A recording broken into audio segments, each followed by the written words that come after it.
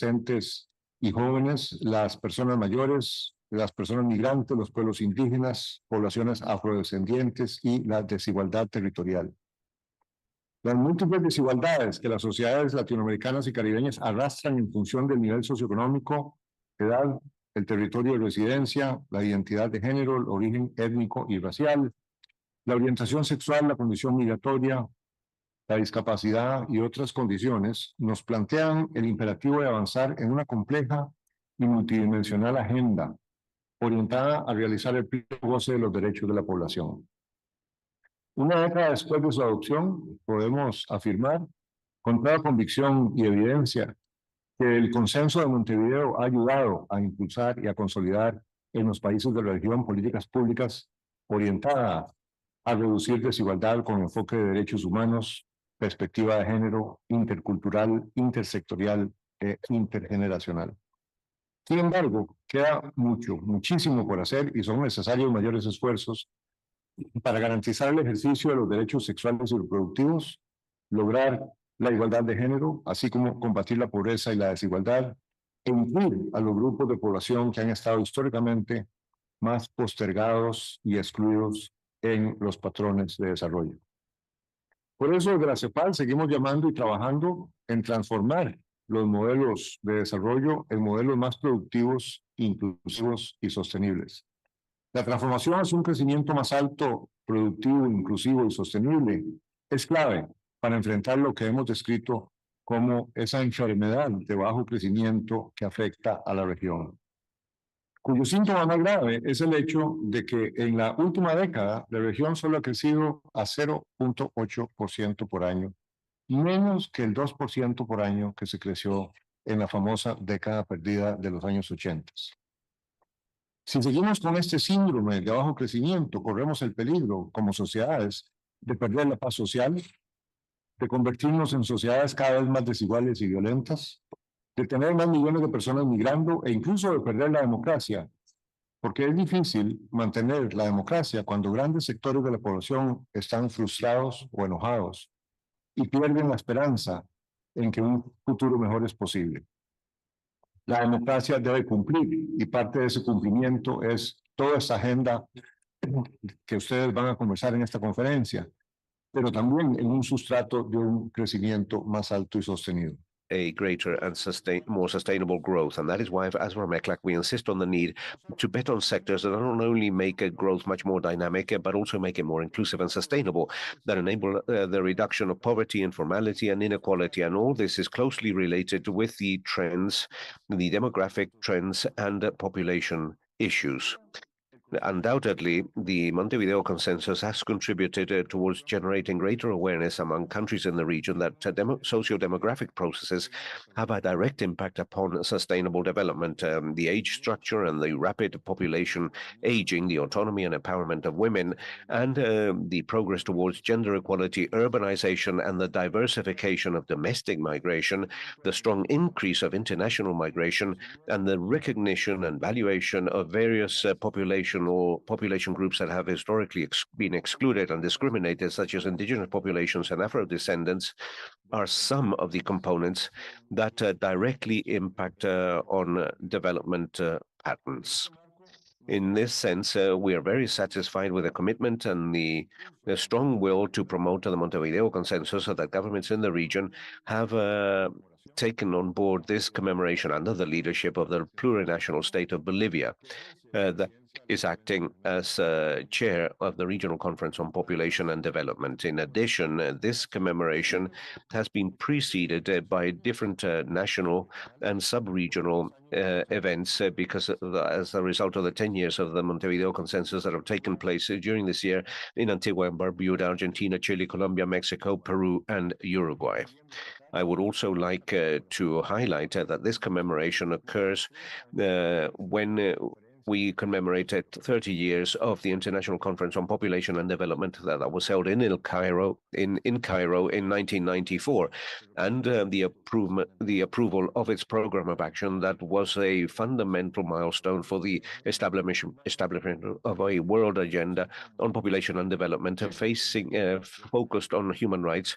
And the Montevideo Consensus is the regional expression for Latin America and the Caribbean. The proposal of the second regional report on the implementation of the Montevideo Consensus, prepared by the Technical Secretariat of ECLAC together with the UN Population Fund, entitled Population Development and Rights in Latin America and the Caribbean, will indeed represent the contribution of the region to the present 5-year cycle of assessment, of world assessment for the implementation of the program of the action program of the International Conference on Population and Development of Cairo, which concludes in 2024.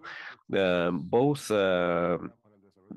the Montevideo Consensus have profound synergies with the 2030 Agenda for Sustainable Development and other instruments such as the International Plan of Madrid on Aging, the World Agreement for Safe Migration, the Regional Agenda, Gender Agenda, and the Regional Agenda for Social Inclusive Development. The work of the Regional Conference on Population and Development is coordinated with the work of several ECLAC entities such as the Regional Conference on Women, the Regional Conference on Social Development, the Statistical Conference of the Americas, and the Latin American and Caribbean Forum of Countries on Sustainable Development. The synergies and coordination between these international instruments and subsidiary entities are fundamental in order to achieve the transformations that we require in our societies. During these 2 days, we will have the opportunity of getting to know the progress and the challenges in the implementation of the consensus, both in the region and in each one of the countries. Governments will submit their national voluntary reports on the implementation of the consensus in their respective countries. The Technical Secretariat will submit the second regional report and the update of the virtual platform to monitor the consensus, and civil society will present its own perspective through its statements and interventions. The meeting also has a very rich agenda on parallel events, on different events, different issues related to the Montevideo Consensus, an agenda that began yesterday with tremendous energy and involving many participants. Undoubtedly, the institutional process of the Regional Conference on Population and Development that implements the consensus via the various instruments that have been approved for its monitoring, such as national voluntary reports, regional reports, and the virtual platform, as well as the strong participation of civil society, has contributed to reinforce the accountability on the part of governments.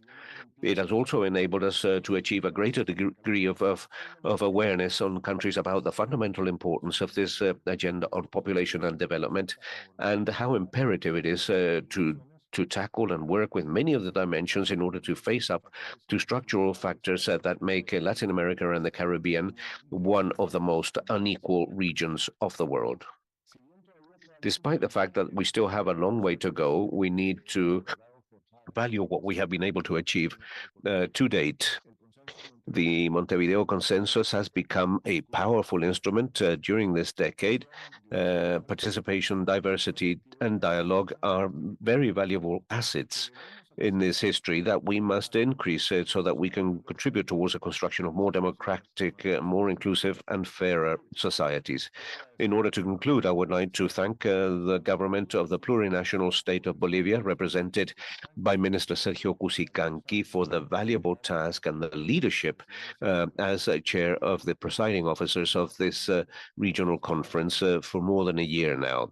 His work to strengthen the dynamic work of this regional forum is extremely valuable. I would also like to sincerely express my gratitude to the UN Population Fund, the agency which is our strategic our strategic ally for many years now, represented by its regional director, Susana Sotoli, together with ECLAC and the UN Population Fund, have conducted work for many decades in terms of strengthening the population and development agenda in the region and to provide technical assistance to countries. Lastly, but no less important, I would like to acknowledge and congratulate all governments and civil society organizations that accompany us and that, as from their respective mandates and perspectives, collaborate in order to ensure the success of this event and in order to promote the implementation of the consensus in their respective countries, territories, and spheres of action.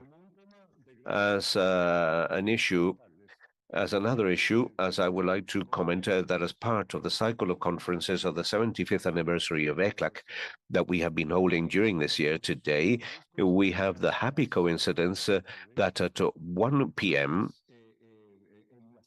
in room Celso Furtado, we will be holding the sixth conference of this cycle. That will be delivered by the distinguished professor Adela Cortina.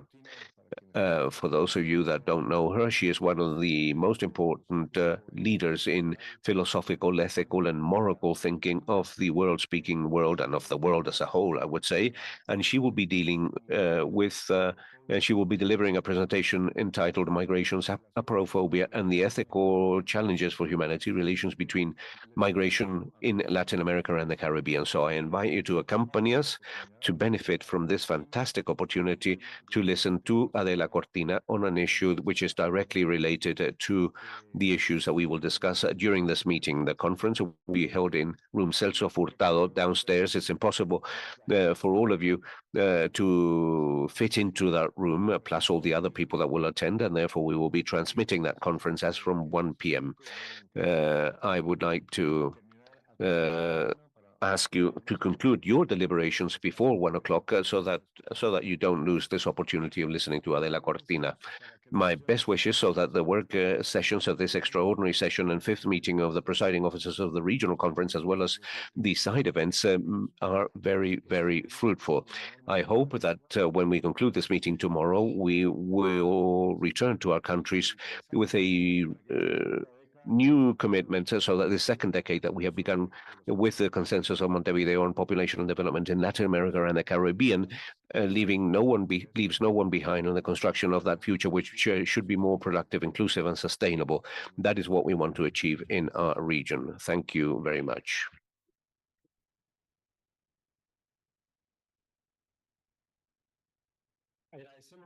We thank the Executive Secretary for his opening remarks, and the Regional Director for Latin America and the Caribbean of the UN Population Fund, Susana Sotoli, is here with us, and we offer her the floor.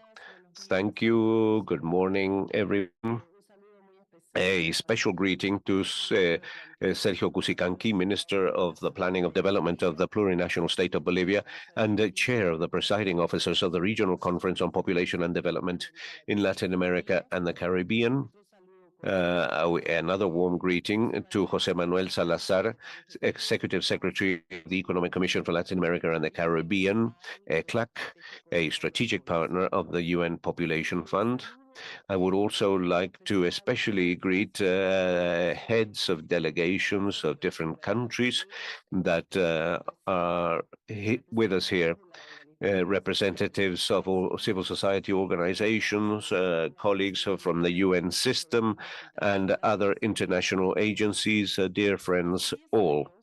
10 years ago, in 2013, our region was experiencing memorable events. Costa Rica was able to generate 100% of electricity based on renewable resources. Panama expanded its canal. Brazil launched or was able to send its first satellite into space. Several countries were commemorating the bicentenary of their independence. We had the first pope from the Latin America, and we were warned about a social agreement in order to face up to economic challenges. And considering all these milestones and many others, in Uruguay, the whole region agreed on a common agenda for the full integration of the population and its dynamic within sustainable development. with respect for human rights and equality, and that is the Montevideo Consensus. This historical milestone was the roadmap for the implementation of the action plan for the International Conference of Population and Development in Cairo in this region, and set up a commitment shared by the countries of promoting actions for the elimination of any forms of discrimination and violence against women, universal access to education, and the guarantee of sexual and reproductive rights in every corner of our region. What have we achieved over these 10 years? And I would like to share a brief history to try to answer this question. Recently, as many of you who are traveling throughout the region, I met a young lady, let's call her Sarah, from an indigenous community affected by floods with limited options for employment, looking for better opportunities for her and her baby. She was pregnant and she decided to migrate to different countries. So in all this journey, she faced a lot of difficulties, including discrimination and violence, but occasionally also, she found some institutions represented by the some frontier gendarme, a physician, and who provided her with some specific ideas and elements of protection and security. Apart from representing the experience of thousands individuals in this region, this story could explain where we are after 10 years of this consensus, making this challenging journey where we have witnessed some accomplishment which are discontinuous and unlimited, not and very limited. So the Montevideo Consensus proposed a transformative force which has allowed to make progress in different dimensions of social inclusions. Over these 10 years, the region has been able to build legal and institutional frameworks which recognize the dignity and rights of people like Sarah.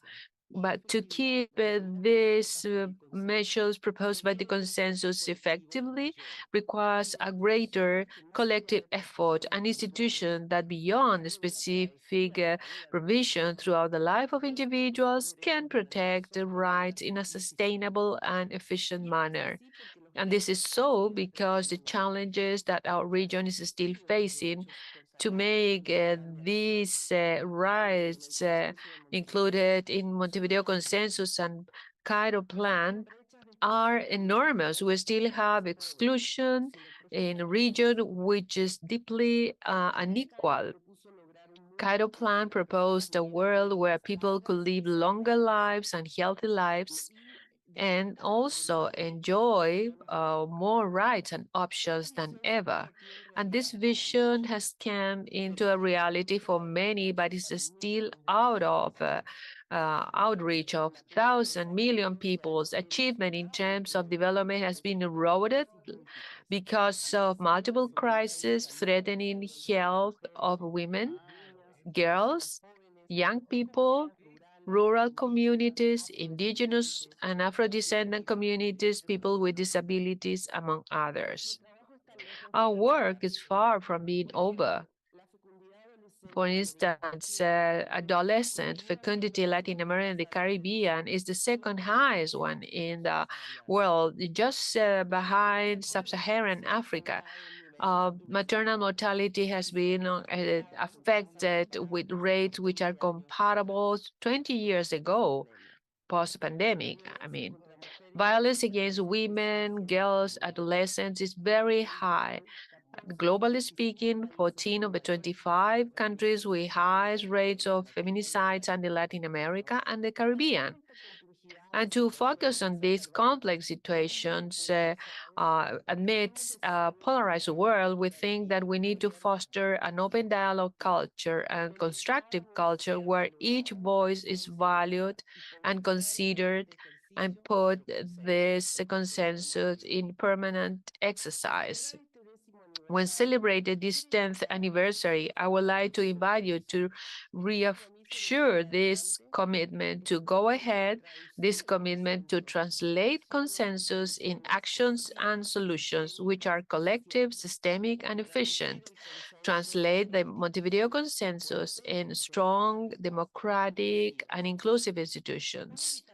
An invitation to continue building the present and the future where not only girls like Sarah, but daughters and sisters and the family of Sarah can exercise their rights with equal opportunities and with proper dignity. We are 8 billion people now, and the population funds, we think that there are 8 million of possibilities and opportunities. Tomorrow, we're going to be competing with the conference that was announced by Jose Manuel, the launching of the global state of population, which and I mentioned this because in this polarized world with some demographic anxiety of wondering if we are a lot, if we are really few, what the future brings, the report presents not only lessons learned over these years, but also provides some hopes for a better future. So I invite you all to continue working together.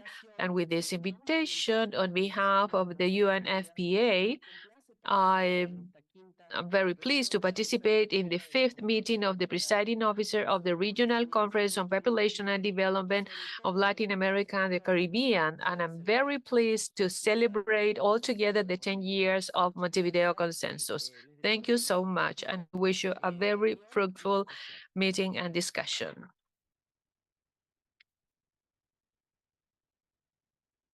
Muchas gracias a la representante. Thank you to the representative of the fund. Now, Sergio Cusicanqui, Minister of Development Planning of the plurinational state of Bolivia, will take the floor as chair of the presiding officer of this regional conference.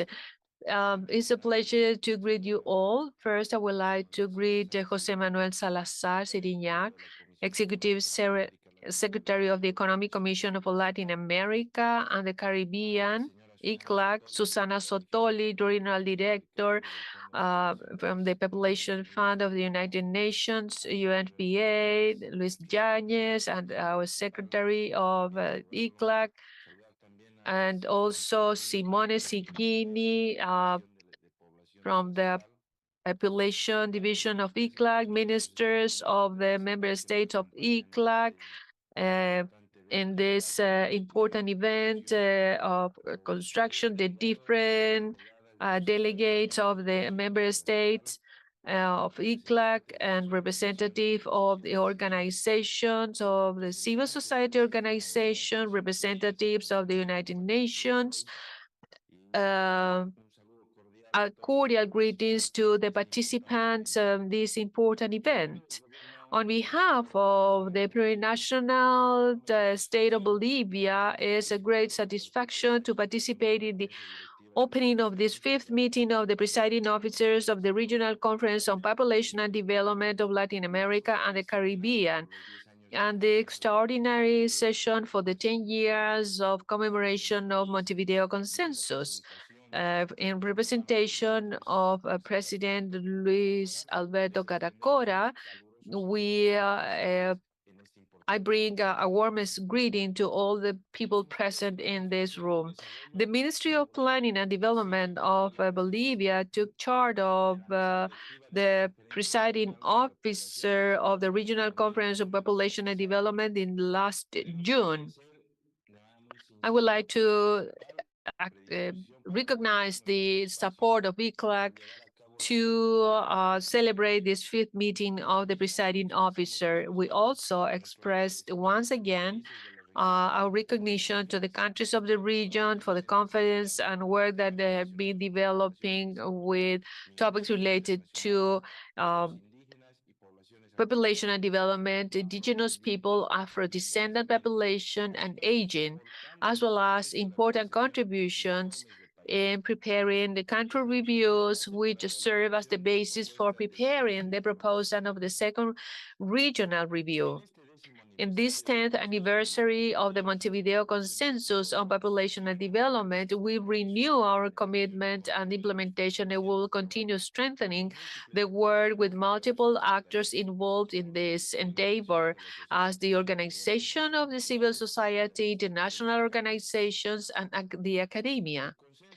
The Montevideo Consensus is an intergovernmental agreement, the most important intergovernmental agreement in terms of population and development in our region, as a regional expression of the action plan of the International Conference on Population and Development after 2014. So, this commemoration of the 10 years of the Montevideo Consensus is extremely significant because we are now about to celebrate 30 years of the action plan approved in Cairo in 1994. This proximity of commemorations provide us with the opportunity to renew our commitment with implementation of the action plan of CIPD with the Agenda 2030 Agenda for Sustainable Development, both of them closely related. From the presiding officer, we have a lot of expectation to meet here in person after retaking on occasion of the 4th regional meeting, the dynamics of our meetings, which had been interrupted for the pandemic of COVID-19. Trabajo coordinado y permanente con la Secretaría. For permanent work with Technical Secretary of the conference, head by ECLAC and Population Division of ECLAC and UNFPA, has enabled us to standardize our functioning, has enabled us to amplify our participatory practices through the organization of different side events, as from the valuable initiative of key actors of the consensus, such as government, civil society organizations, and the United Nations organizations. We are aware about the great challenges that we have ahead to reach a full implementation of the Montevideo Consensus, as has been said by the Executive Secretary of the ECLAC.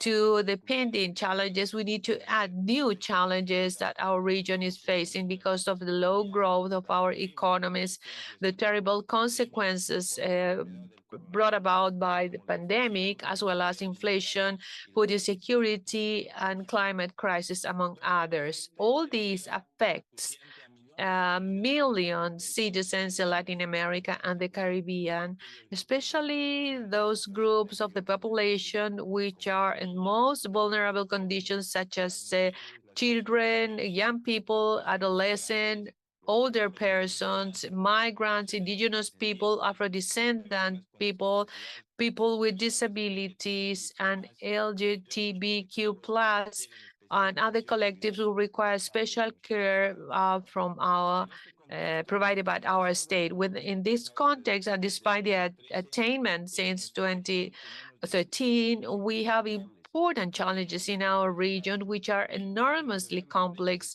aiming at closing the gaps in different areas, among others, poverty, labor protection, education, health, so as not to leave our vulnerable groups behind.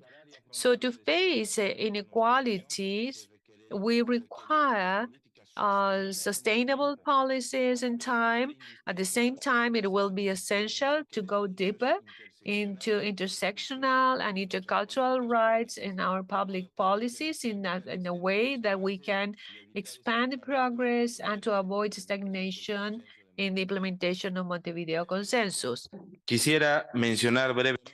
Here, I would like to briefly mention one of the most outstanding sections which are aiming at to avoid delays in the implementation of measures brought about by Montevideo Consensus for Sustainable Development.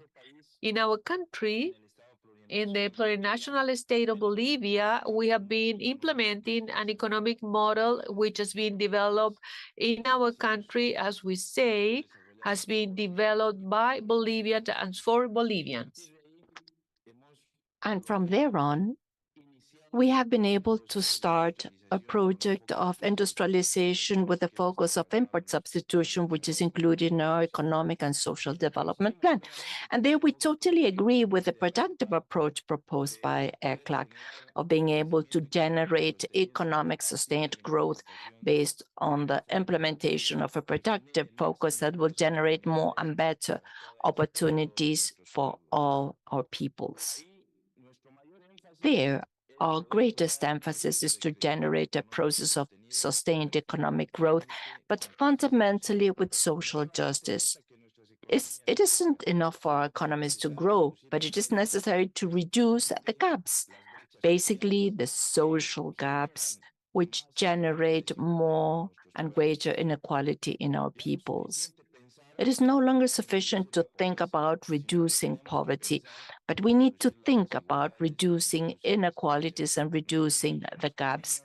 Our girls, boys, our adolescents, indigenous groups, our more vulnerable groups need to have more and better opportunities based on the intervention of our states aiming for economic growth with social justice. And therein, and I'd like to stop here in a moment, lies the importance of ECLAC and the importance of these spaces of discussion. I would go a bit further.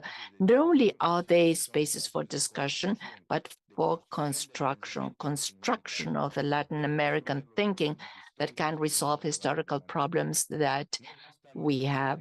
It is not sufficient to have economic growth figures, as the ECLAC Secretary General said. We need to make greater efforts, and it is important that everyone together and jointly with actions that are interconnected can carry forward to the Latin American region to the next level and to recover the time that has been lost in economic topics, but fundamentally social topics.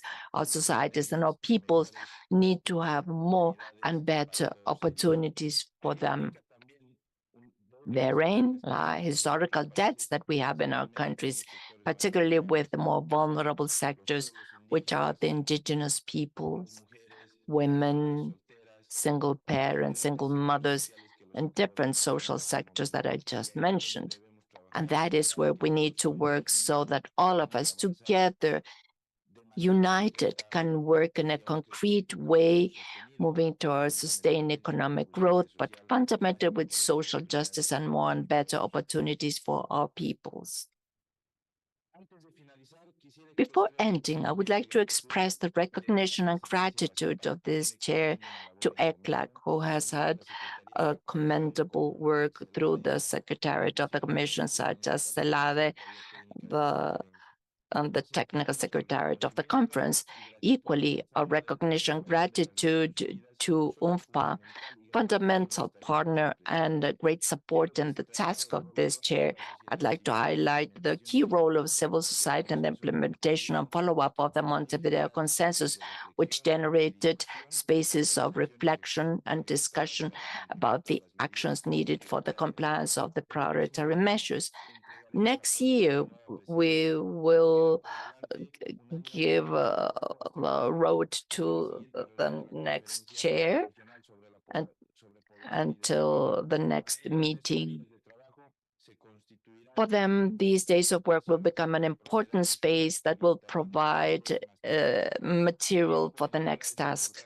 When inaugurating this important event, I'd like to wish success to each one of us, and that the work these days and these discussions, exchanges of perspectives and outlooks be productive for all our peoples. Thank you very much.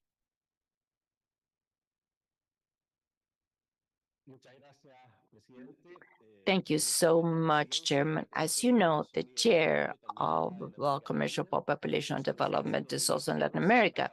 The chairman is Noemi Espinosa from Honduras. She could not be here, and she has left us a message by video that we will now see.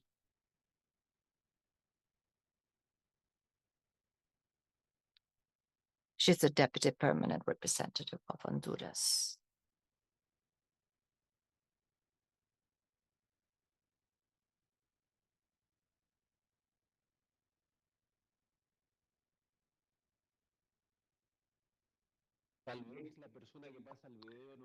Maybe the person What, the video didn't hear me? Apparently, no. That's what I'm saying. Here. Noemí Espinosa.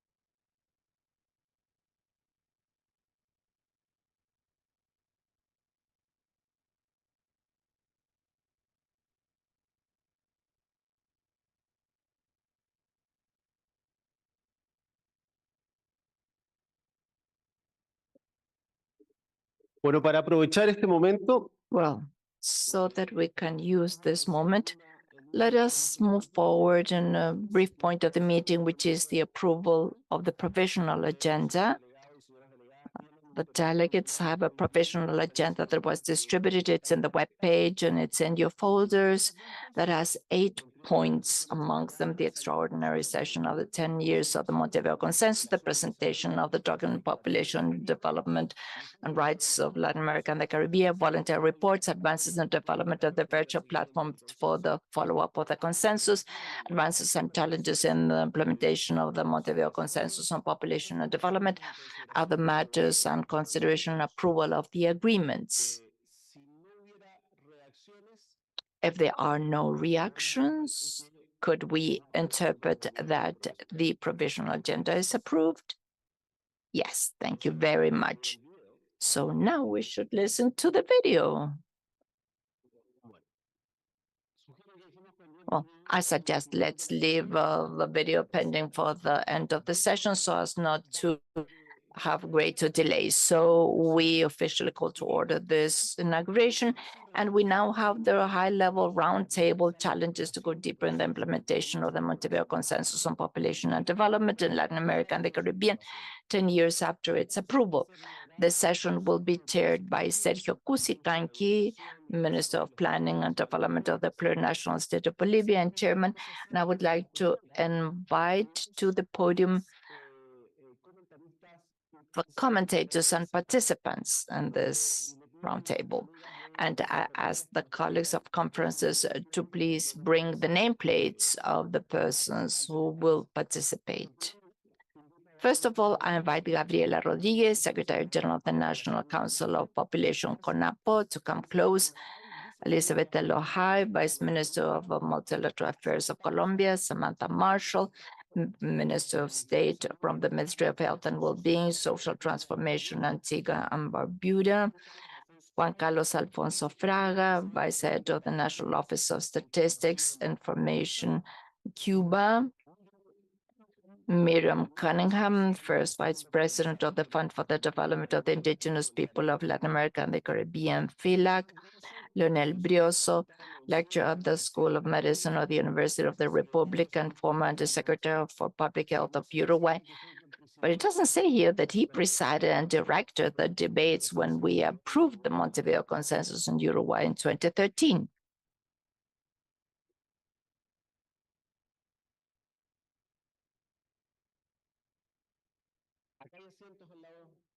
Here we have seats.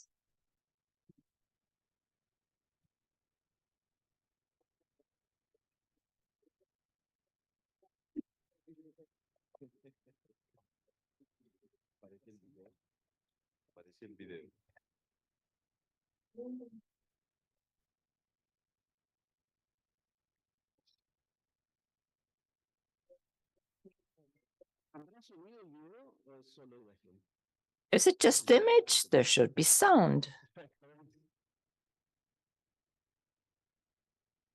We have no sound in the booth either. I'm sorry.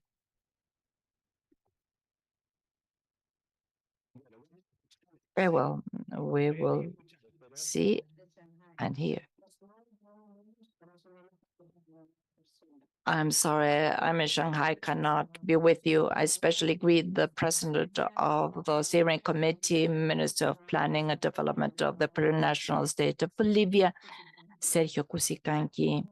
Also greetings to the ministers present in this meeting, the persons who participate from their civil society organization, Feminist and of Youth, the Executive Secretary of the Economic Commission for Latin America and the Caribbean, the Director of the Latin American Caribbean Center of Demography, and the Regional Director for Latin America, the Population Fund of United Nations. It is for me a pleasure to virtually participate in this fifth meeting of the Steering Committee on Population and Development. The celebration of this meeting on the eve of the 30 years of the existence of the Action Program, the International Conference on Population and Development, and 10 years since our region adopted the Montevideo Consensus, represents a great opportunity for Latin America and the Caribbean of reaffirming its commitment to the population and development agenda to strengthen the actions at a national level and position ourselves as a region with the firm conviction of attaining equality. 10 years ago, this region managed to agree on the most progressive intergovernmental agreement in the world, which is the basis for the Cairo Action Plan and the most relevant contribution to strengthen the advances of the 2030 Agenda and a fundamental input for the next summit.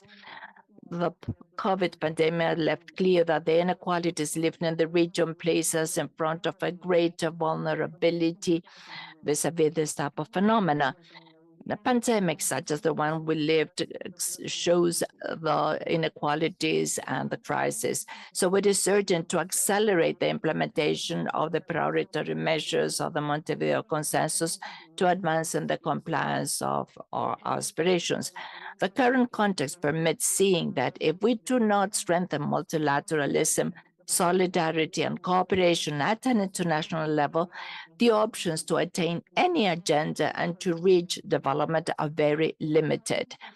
It is the moment that there should be no doubt that there is no possible development without the issues of population be integrated in the reflections, decisions, and actions. The Montevideo Consensus is a roadmap that reminds us the important role that we need to play as governments to reinforce the implementation of the action plan of CIPD as a way to advance towards the well-being of persons, the dignity and sustainability.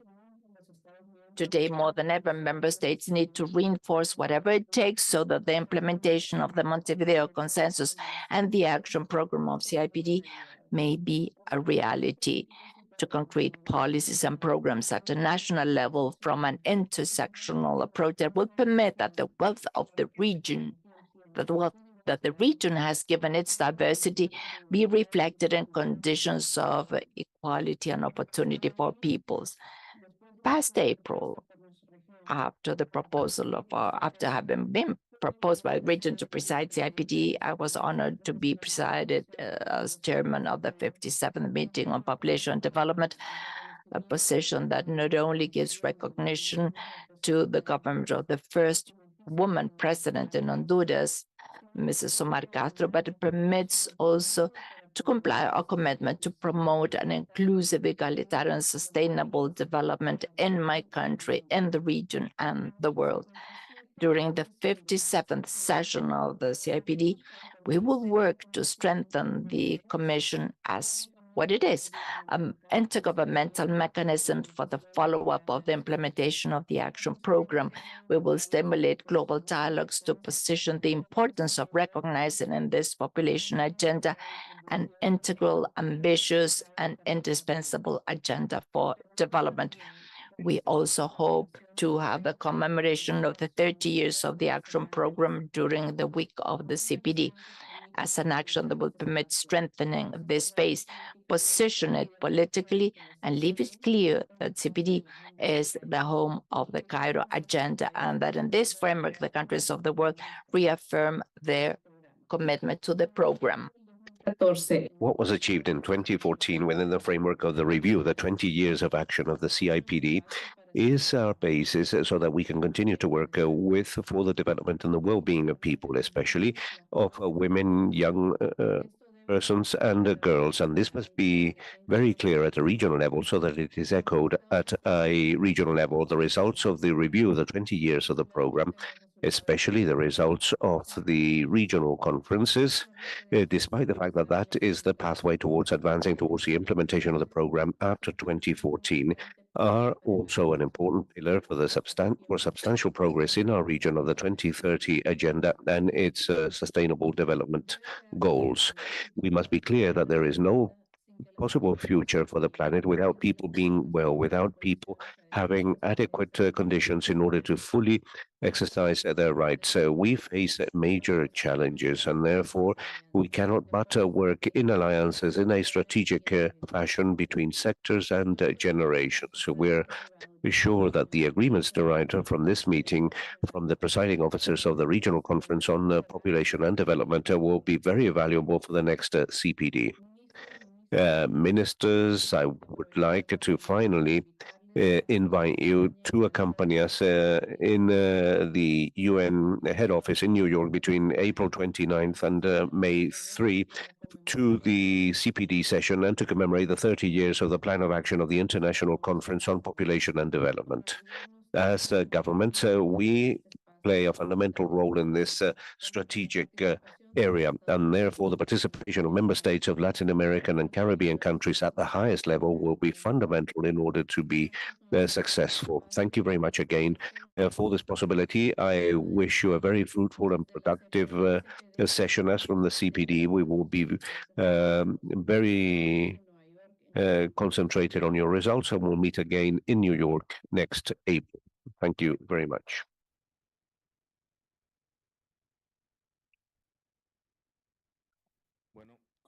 As announced by our secretary, I will now act as moderator of the high-level roundtable entitled Challenges to Implement the Montevideo Consensus on Population and Development in Latin America and the Caribbean, 10 years after it was approved. And now we'll open up the floor for delegation interventions, and we'll offer the floor, first of all, to Gabriela Rodriguez, who is General Secretary of the National Population Council of Mexico.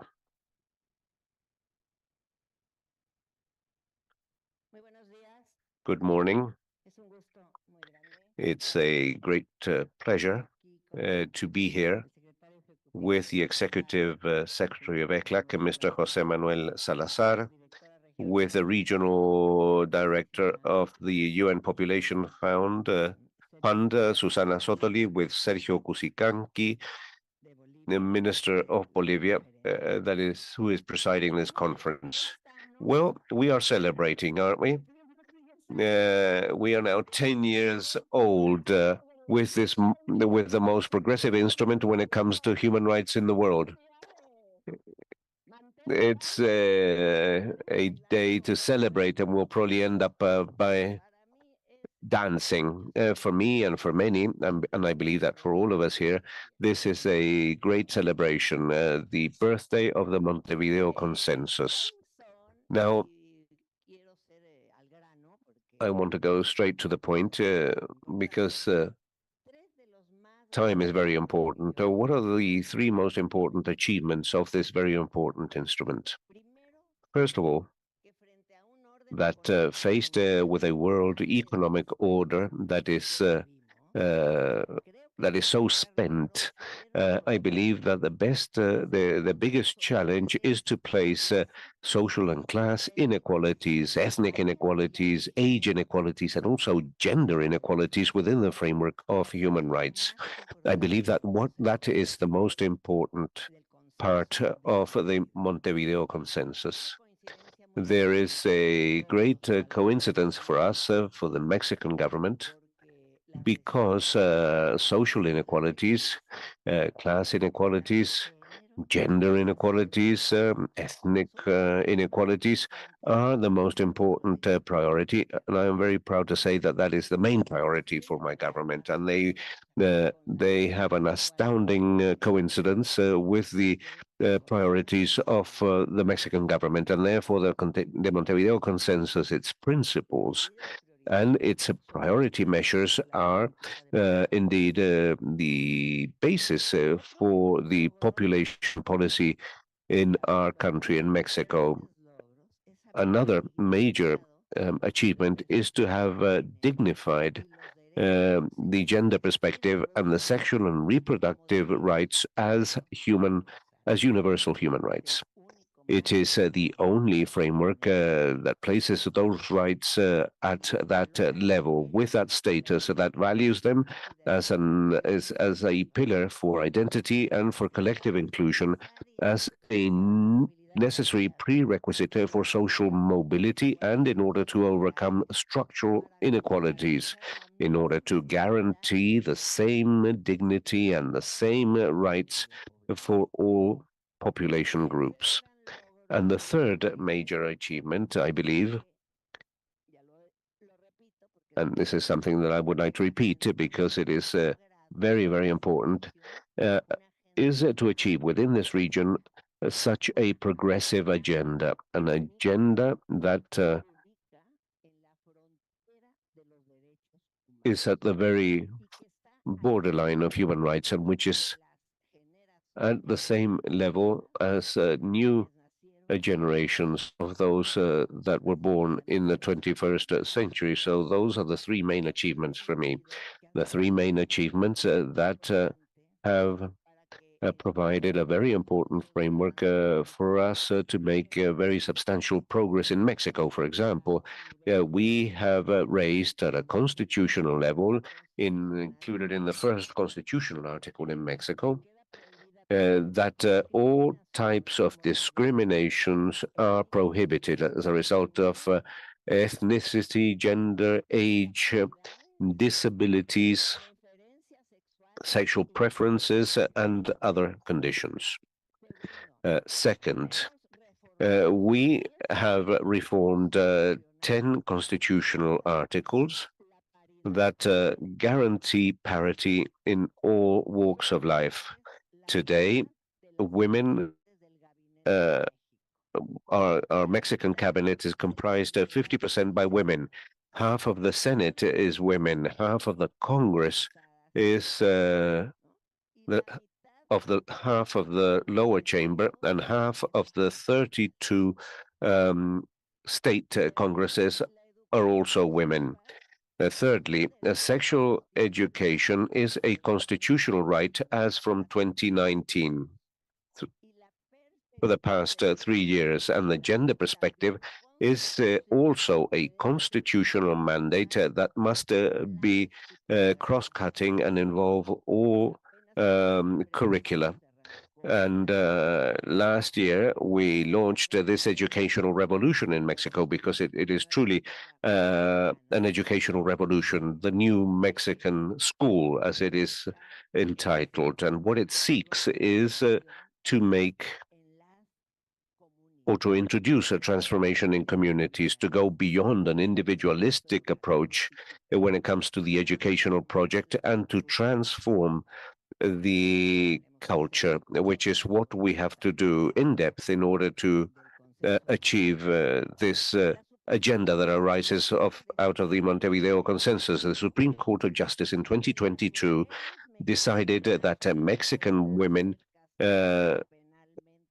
cannot be penalized in legal terms as a result of an abortion, and that is the decision of the Supreme Court. And at least in 32 out of the 32 states, in at least 12 of them, abortion, as decided by women, is no longer penalized in legal terms. And as a result of this new educational project that was stuck for 2 years because boys, girls, and teenagers were stranded at home in 2021 as a result of the COVID pandemic. However, as a result of a lot of support in terms of scholarships, the construction of secondary schools and high school facilities and scholarships provided for all levels of schooling. And as a result of that effort, and as a result of the strengthening of sexual education in 8 years, we were able to achieve an 18% reduction of teenage pregnancies in Mexico. And I would also like to say that for the first time in 2021, INEGI conducted the first national survey on sexual diversity and gender. And we obtained information that 5.1% of the population identify themselves as LGBTQ. But if we look at this in age groups, when it comes to young people aged between 15 and 20 years of age, 15% identify themselves as LGTB+. And just a couple of months ago, we disseminated the results of the new care survey. Thank you very much.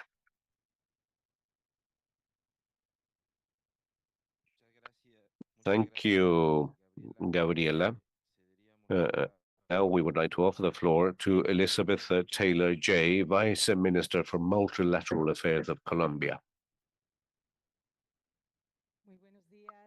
Good morning. Warm greetings to the presiding officers. My greetings to my co-panelists. In the case of Colombia, if we wanted to mention achievements, I would think that the Secretary General, with the General Secretary, Gabriela Rodriguez, we fully coincide with the fact that the focus on inequality reduction in our countries has, I believe, been a fundamental element. And of course, I coincide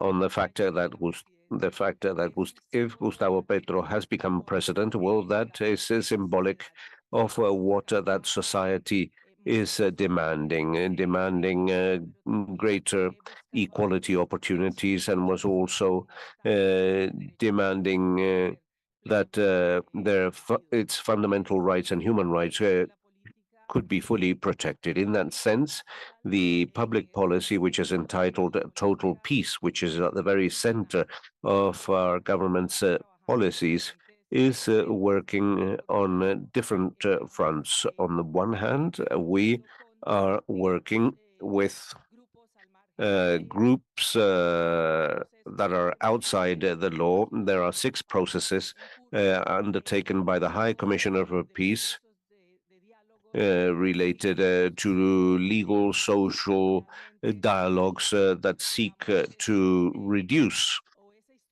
that history of conflicts in our country. On the other hand, we all know the fact that our country has, like many other countries in Latin America, been impacted by the scourge of drug trafficking. And we have just designed a new drug policy, which is a policy entitled Sembrando Vidas, and that is a way to struggle against drug trafficking. And we have also held a whole series of dialogues in the region. We have worked with Mexico and other countries in order to establish a consensus around how to collaboratively and multilaterally deal with this type of issue. But our total peace policy is also aligned with other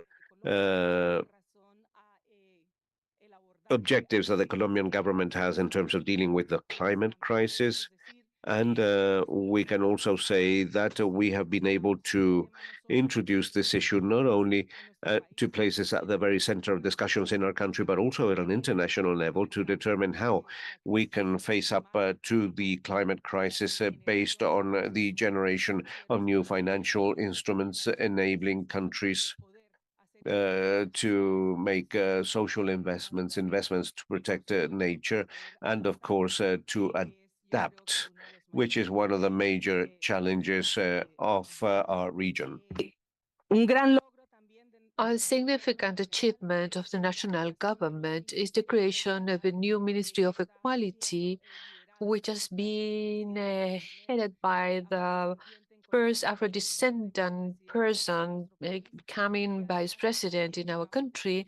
And as of all these programs that will be developed, and with this new vice ministry, we're going to be working towards reducing and bridging those gaps among the communities which have been discriminated, the Afro-Colombian and indigenous communities and LGBTQ+, also groups and peasants in general in our country has been all being discriminated. This is the first time that the National Development Plan have more than 7 articles which reivindicates those rights of this LGBTQ community, and we are rights, and we are working with women to develop the first national plan related to Resolution 1325 of Security Council of the United Nations of Women, Peace and Security, and we're going to be working in the action plan for the youth, peace and security, because for us, the youth is an extremely important sector. That's why we have also established this from Petro's president government, education for young people. And just recently, a decree to allow for young people can have access to the school has been approved. Schools such as a police academy and National Navy, so they have access now to that type of education as well. We are working now in these interinstitutional committee to prevent recruitment of young people in illegal activities and organizations. And also we have adopted the Declaration of Safe Schools, and for the first time we are developing the action plan to guarantee these safe schools and all the policies related to transformation that has been also presented and submitted to the Congress. Special Justice for Peace have opened the macro case 11, which has to do with aspects related to gender, and we're going to be very attentive to this case because there are a lot of denunciations that has been put forward, and I would like to go beyond this topics of achievements, but be sure that we have a full commitment of this country. For the first time, our international delegations have been made up like in a diverse manner. The first time we have an indigenous individual as representative of Colombia to the United Nations, and also the Afro-Colombian representatives, which are in the African region and also in the Caribbean as ambassadors to show the face of our country. Thank you so much.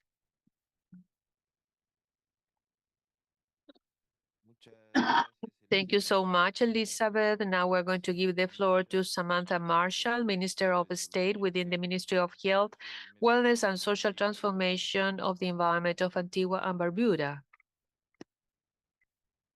Mr. Chair, fellow members of the panel, thank you so much for this opportunity to share with you. And I'm going to be bold and share on behalf of not just Antigua and Barbuda, but on the Caribbean, so to speak, as I appear to be the lone voice here at the moment on the panel. I just want to say first, let me thank ECLAC and UNFPA for inviting me to be a panelist and to share what is happening within the Caribbean as we speak about the Caribbean, the Montevideo Consensus. As a matter of fact, Antigua and Barbuda was happy to have joined and partnered with ECLAC and UNFPA in September of this year.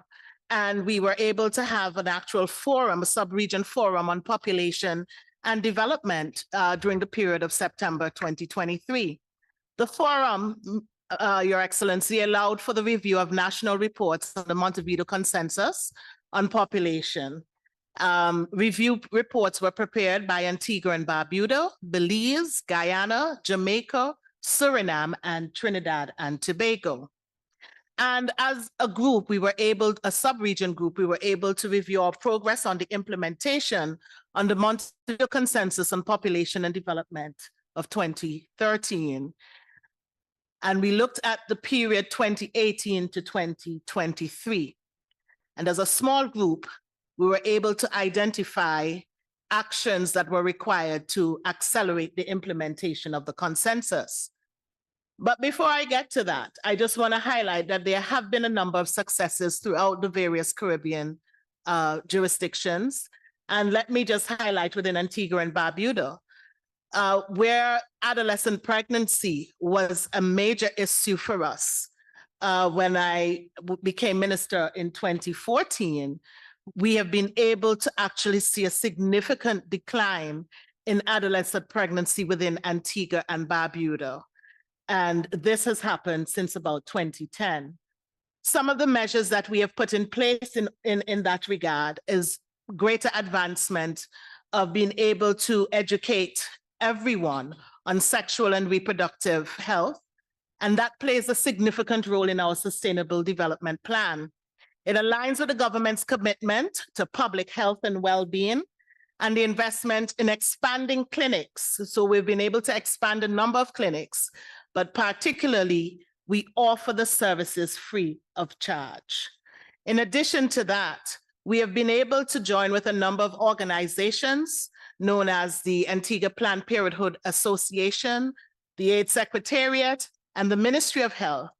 And we have maintained a number of workshops and education campaigns to highlight a comprehensive approach to sexual and reproductive health. In addition to that, we look at the empowerment of our young people and the continued growth and development of our youth.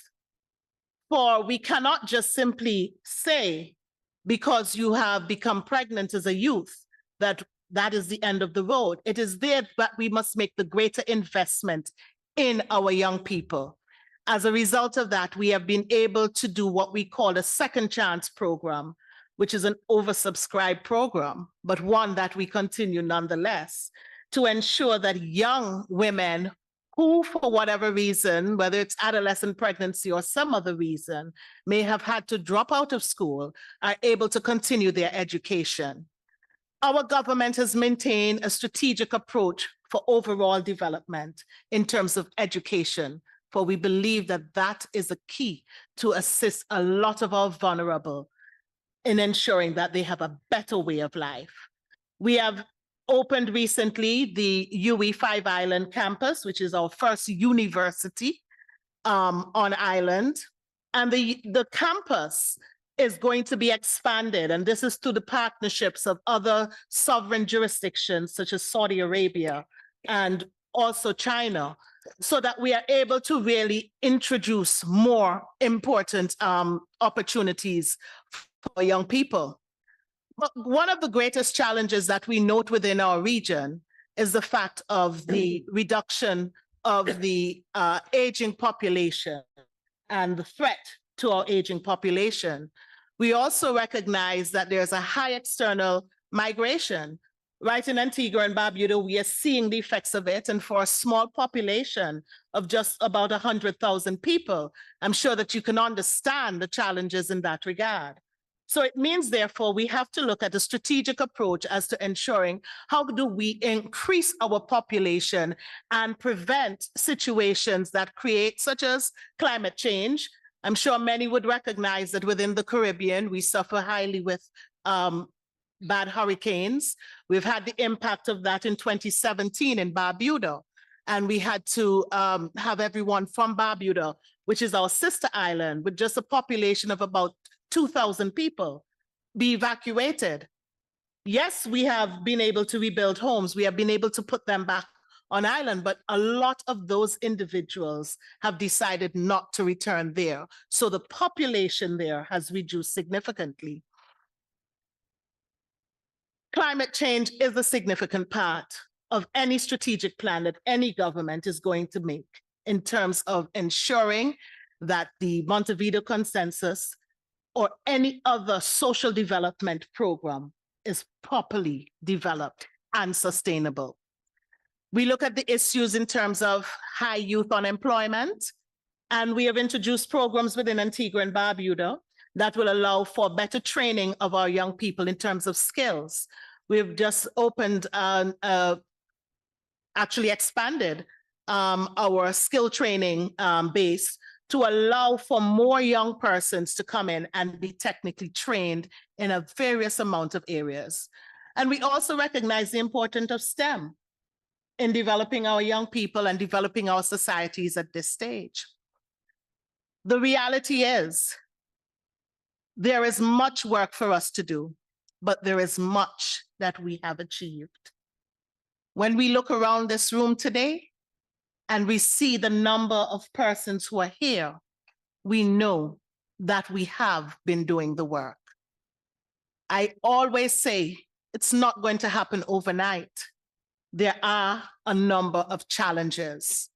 No one thought we would have had to deal with the pandemic in 2020, but we dealt with it. And as nations, we have been resilient and we continue the work. We have to continue. And we have to continue to use the Montevideo Consensus as our framework, our map. And whatever programs we are introducing within our individual countries, we have to ensure that the reach is great for our people, our vulnerable. I'm happy to see that there is a great representation here today of a vulnerable group, which I call them specially abled. And it is important that they be a part of the conversation. It is important that they have a contribution to give and we are able to hear it and participate in it. Many of us will say much the same things as to what is happening and what has been developed. What do we do when we leave here?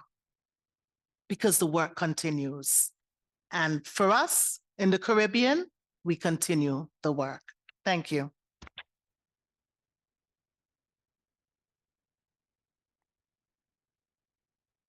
Muchas gracias.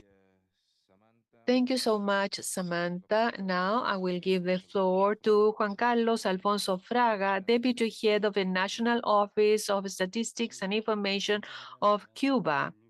Thank you so much, Minister. My greetings to the table.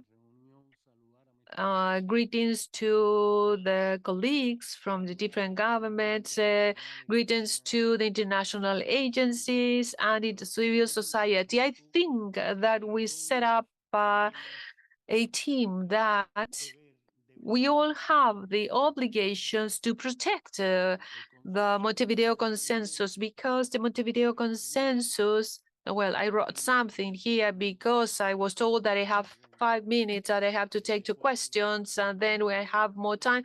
But we have to respect, when we have organized other events, we have to respect the time allocated to speak. But I want to read something. The consensus is nothing, but this is nothing new, but I have to ratify this, that the consensus, and after 10 years of approval, is still the most important and comprehensive platform at the national and international level in terms of population and development.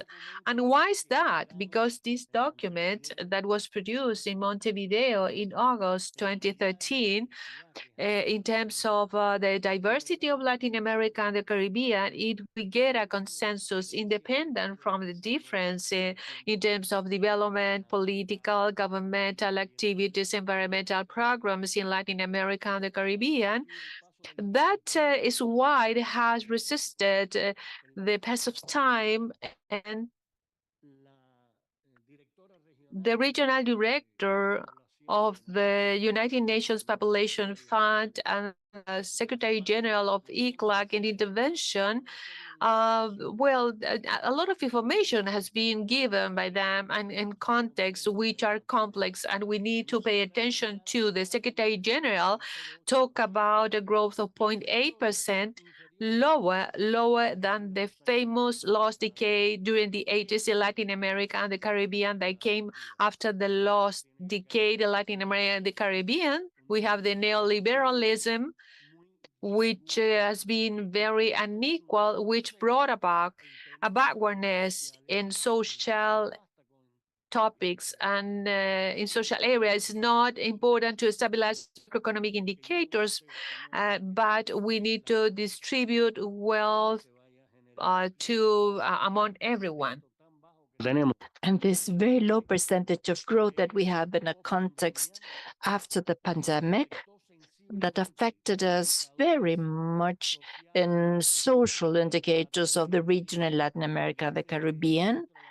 And this Latin American Center of ECLAC so proved we were the most affected in life expectancy and birth, which is so fundamental, the greatest drop at an international level. And now we are recovering all that. And the consensus is fundamental to recover in a world that continues to face many problems, that continues to have poverty, extreme poverty, great environmental problems, and other calamities that this is not the moment to go into them because of an issue of time. As we agreed in Montevideo, and just encompassed in this document, I always travel with it and I take it everywhere. It's edited by ECLAC and Celade. It's all wrinkled and everything, but it contains the consensus. And using the same language of that consensus that we approved, what should we do? Assign priority, the challenges that we have, assign priority and with gender perspective to the socio-demographic trends to inequity. When we start dealing with these issues, we must take into account, and here the government delegates have a decisive role to play. The population is the most important in any analysis made. That's why it's said in a sentence that we all know that the population is the subject and the object of development. We don't take that into account, all that economic and social development can be hindered by untoward population issues. We've talked about migration. I will not touch on them. Much has been said as to whether aging is a problem. Aging is a success over death and life. And all these things must be taken into account in our countries. And also the rights of the persons to carry them forward, particularly the persons that we have qualified as vulnerable, that is, boys, girls, women, elderly population, disabled population, etc. And also with this, and I want to emphasize this, I heard the ambassador from Honduras talking about the topic. With this emphasis in each one of our countries, Latin America and the Caribbean, with what has been said, with its regional platform, with its regional report elaborated based on the voluntary national reports, we need to be a single united front as we have been so far And next year, on the 30th anniversary of the International Conference on Population and Development, the month of April and May of the coming year in New York and CPD, on the approval of everything that needs to be done in population development. After this meeting, we will get there with a solid basis. We have a document that we have approved, that we have developed amongst all of us.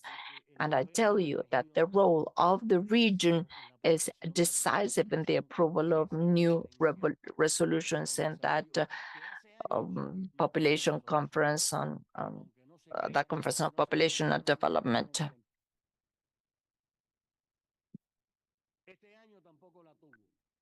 This year, we need to work based on the consensus. And there was a second question, Minister. How do we concrete this? Well, the integration in the policies and dynamics of development and the issues of population and development, that relationship between population, development, planning, and the rest, and the consensus still gives us a very strong response. And I will end by reading this paragraph taken from Chapter A of this document that reads, ensure the full integration of the population and its dynamics in the planning of sustainable development, sectoral policies, and public policies and programs in general, in particular in the development plans and zoning at a national, subnational scale. The subnational scale with so many differentials is so important. The 2030 agenda, the development plans that we have in our countries consider it so. Using the knowledge and the information on socio-demographic issues, that is, we have had problems in our surveys, the pandemic affected all that, and the use and the harnessing of technology. I end up by saying that those of us gathered here and the institutions that we represent have a very high responsibility there. Thank you very much, Mr. Chairman.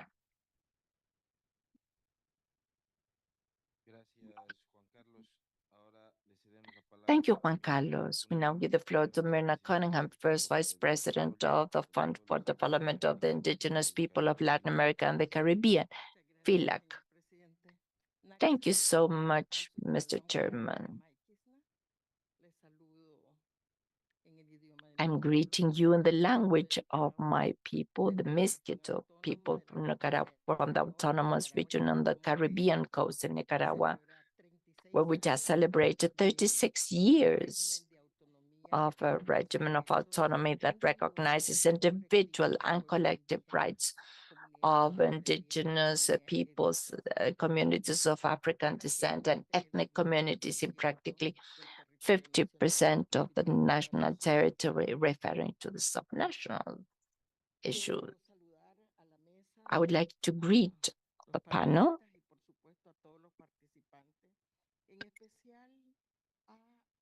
and the panelists and all the representatives,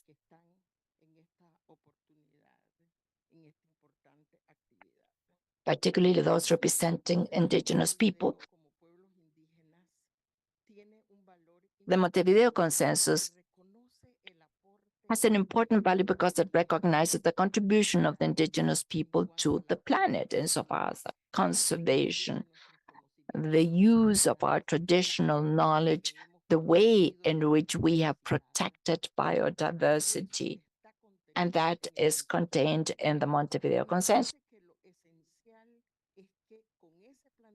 I believe it is essential that that goes beyond the recognition of individual rights to the recognition of collective rights, a central aspect that we want to provide differential care to the indigenous people and the issue of population and development. We cannot work with indigenous people only from the approach of individual rights. We need to take into account our people, our territory, our language, our culture, our ways of organization. We have moved forward.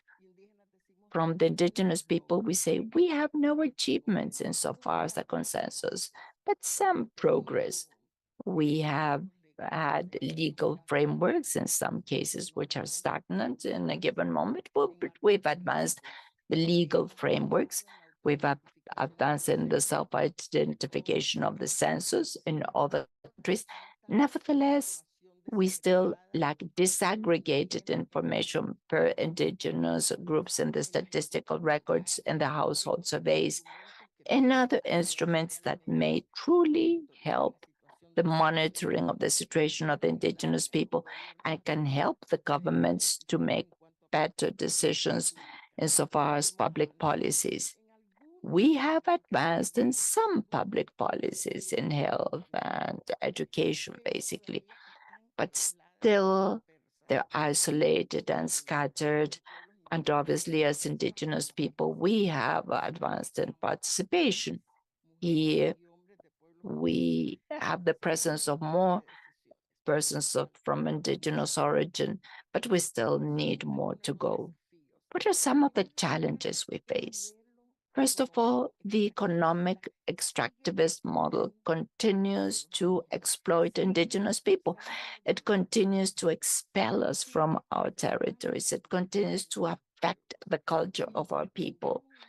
As long as we have an extractivist economic model that takes profit from our land and our resources without considering the indigenous people and the prior free and informed consent, without us being able to control them, well, obviously, inequality, migration, growing urbanization will continue to affect even the people who are in voluntary isolation. We need to close gaps. When we talk about poverty, obviously, indigenous people who are barely 10% at the level of the region are amongst the highest figures. Maternal mortality is sometimes 4 times more than the rest of the women. Teenage pregnancy, sometimes 2 or 3 times higher than the rest of the population. And obviously, indigenous women with disabilities do not find the appropriate care to their needs. Structural violence that we continue to face indigenous people are very severe. Pollution, some figures have been mentioned, but this has a special impact upon women and girls. Even the killing of the defenders of territorial rights of water and forests. We need then to advance. We need to continue to improve some strategies. For example, the focus on human rights, the focus of intersection when defining public policies. We need to advance in the platform and the country reports in the mainstreaming of all the chapters of the Montevideo Agreement in aging and all the areas in reproductive justice, because otherwise they will not be able to adopt good decisions as governments. So we need ethnic disaggregation in all the indicators of the Montevideo Consensus. We need to advance based on good practices that we have seen, for example, recently in Colombia or in Brazil, using the national census, it was possible to incorporate other cultural indicators, and those are things that we can continue to improve. And of course, these dialogues from ECLAC, we were able to have several dialogues with indigenous people. We have a document here that picks up the positions of women, youth, indigenous people. In consultation with the governments, we will continue to advance in that type of dialogue that will allow us to give voice to youth, to women, to persons with disability in the indigenous peoples to continue to contribute. Thank you very much.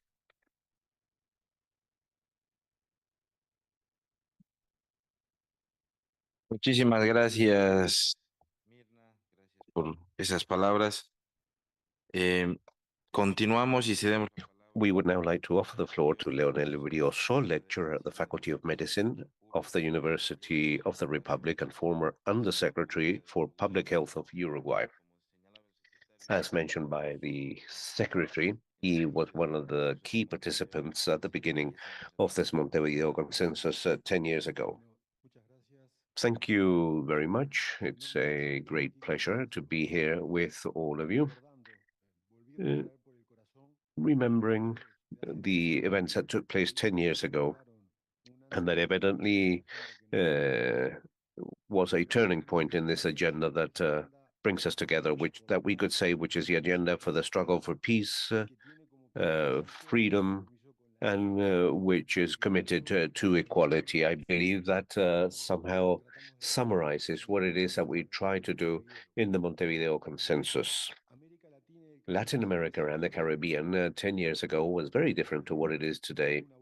There was a willingness on the part of this small sub-region of the planet, because we only represent 10% of the world population. We cannot lose sight of that fact.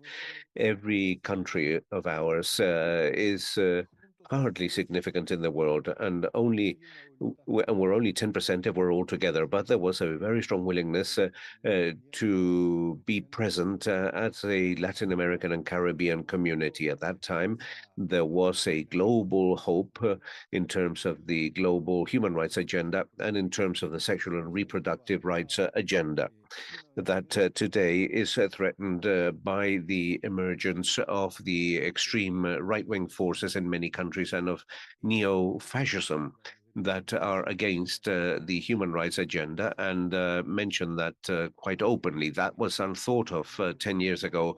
There were people that could have been more or less in agreement with sexual and reproductive rights with some of them, but nobody dared at that time to directly and globally confront the construction of human rights. But that today is happening, and that is significant and evidences a setback that we must be very aware of. And at that time, 10 years ago, we also found a very important progress in terms of the rights agenda in many countries. Uruguay was also working on that. And we believe that the focus of the Montevideo Consensus as an instrument to modify and transform reality is still valid in those 180 odd items that we agreed on, and that involved a lot of work. And I cannot but remember in these facilities the figure of Dave Schaffer and all those that worked at that time on this and that were pillars in this construction. Among them, our friend Luis Yanez, who was also secretary at that conference. And at the end of the conference, and I'll always remember, I asked him, well, what do we do now? And he says, well, I just have to bang this hammer and establish this consensus. So the real architect of the consensus was Luis. Well, the agreement, the essential component is countries that comprise this consensus and work with equality and social justice, first of all, with everything related to the sexual and reproductive rights agenda, specifically the agenda related to women and early childhood. And thirdly, something initial, which was the environmental concern. We still hadn't faced the natural disasters that we faced during this decade, and there was no clear link at that time between rights and the environment, a link that has become clearer now. In these three components, the lay state, sexual and reproductive rights, equality in terms of social justice, and the environment. Well, in all those aspects, the region is falling behind and finds itself in a worse condition and is also under threat. As a result of research that we have conducted, we believe that one of the most important evidence of this worsening situation are the results at the level of maternity and early childhood. We believe that there was a problem that we already evidenced in the Montevideo Consensus. Whenever we analyze the averages at a country level, the averages hide what our colleague from Nicaragua has mentioned. Those averages hide the situation of people, and specifically of women that suffer from the violation of their rights. But after analyzing this within countries or within the sub-region, as mentioned by our colleague from Cuba, what is the situation of results when it comes to maternity and early childhood? And upon poor women and upon non-poor women, we find that during this decade, that gap has increased, and primarily as a result of the terrible pandemic that we suffered from. And in the midst of that pandemic, its social and economic effects have not been overcome. We analyzed maternal deaths, and we invite you to do this in your own countries, differentiating this per social sectors and per ethnical and racial condition, and also per educational levels. And you will find differences that have increased. When we analyze prematurity as a fundamental indicator of the health of our early childhood, and this has to do with the health of our newborn, again, you will find these tremendous differences that are on the increase. And we also face one of the big omissions of the consensus, which refers to a medieval disease that we thought had disappeared, and I'm talking of syphilis. Syphilis is re-emerging in our region, and we have to pay attention to that because it implies one of the biggest violations of sexual and reproductive rights, and not for the whole of the population, but rather for the population that suffer the largest violations of their rights. And because of this, we believe that in Latin America and the Caribbean, with only 10%, which represents only 10% of the world population, contributed regrettably to 30% of the deaths as a result of COVID.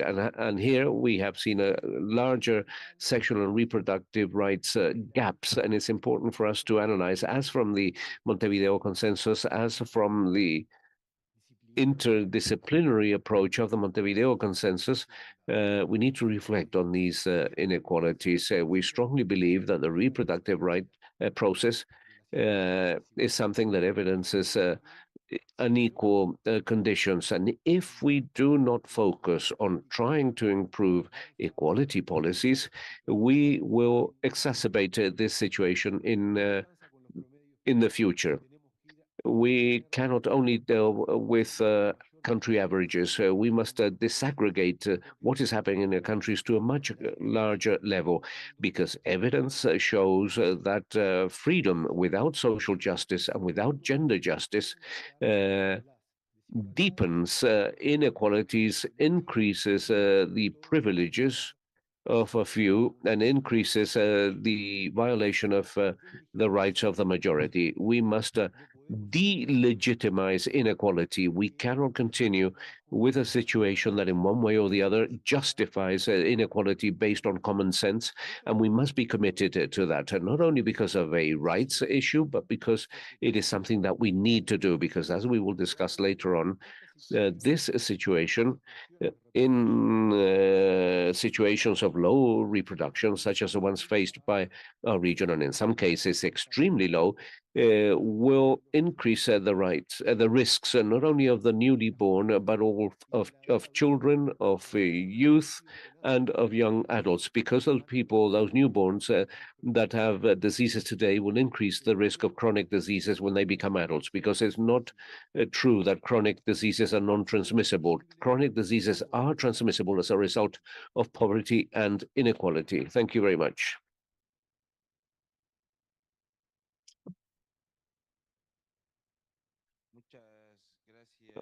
Thank you, Leonel. Before we continue, I would like to thank panelists for their interventions, for their reflections. I believe that they have all been very important.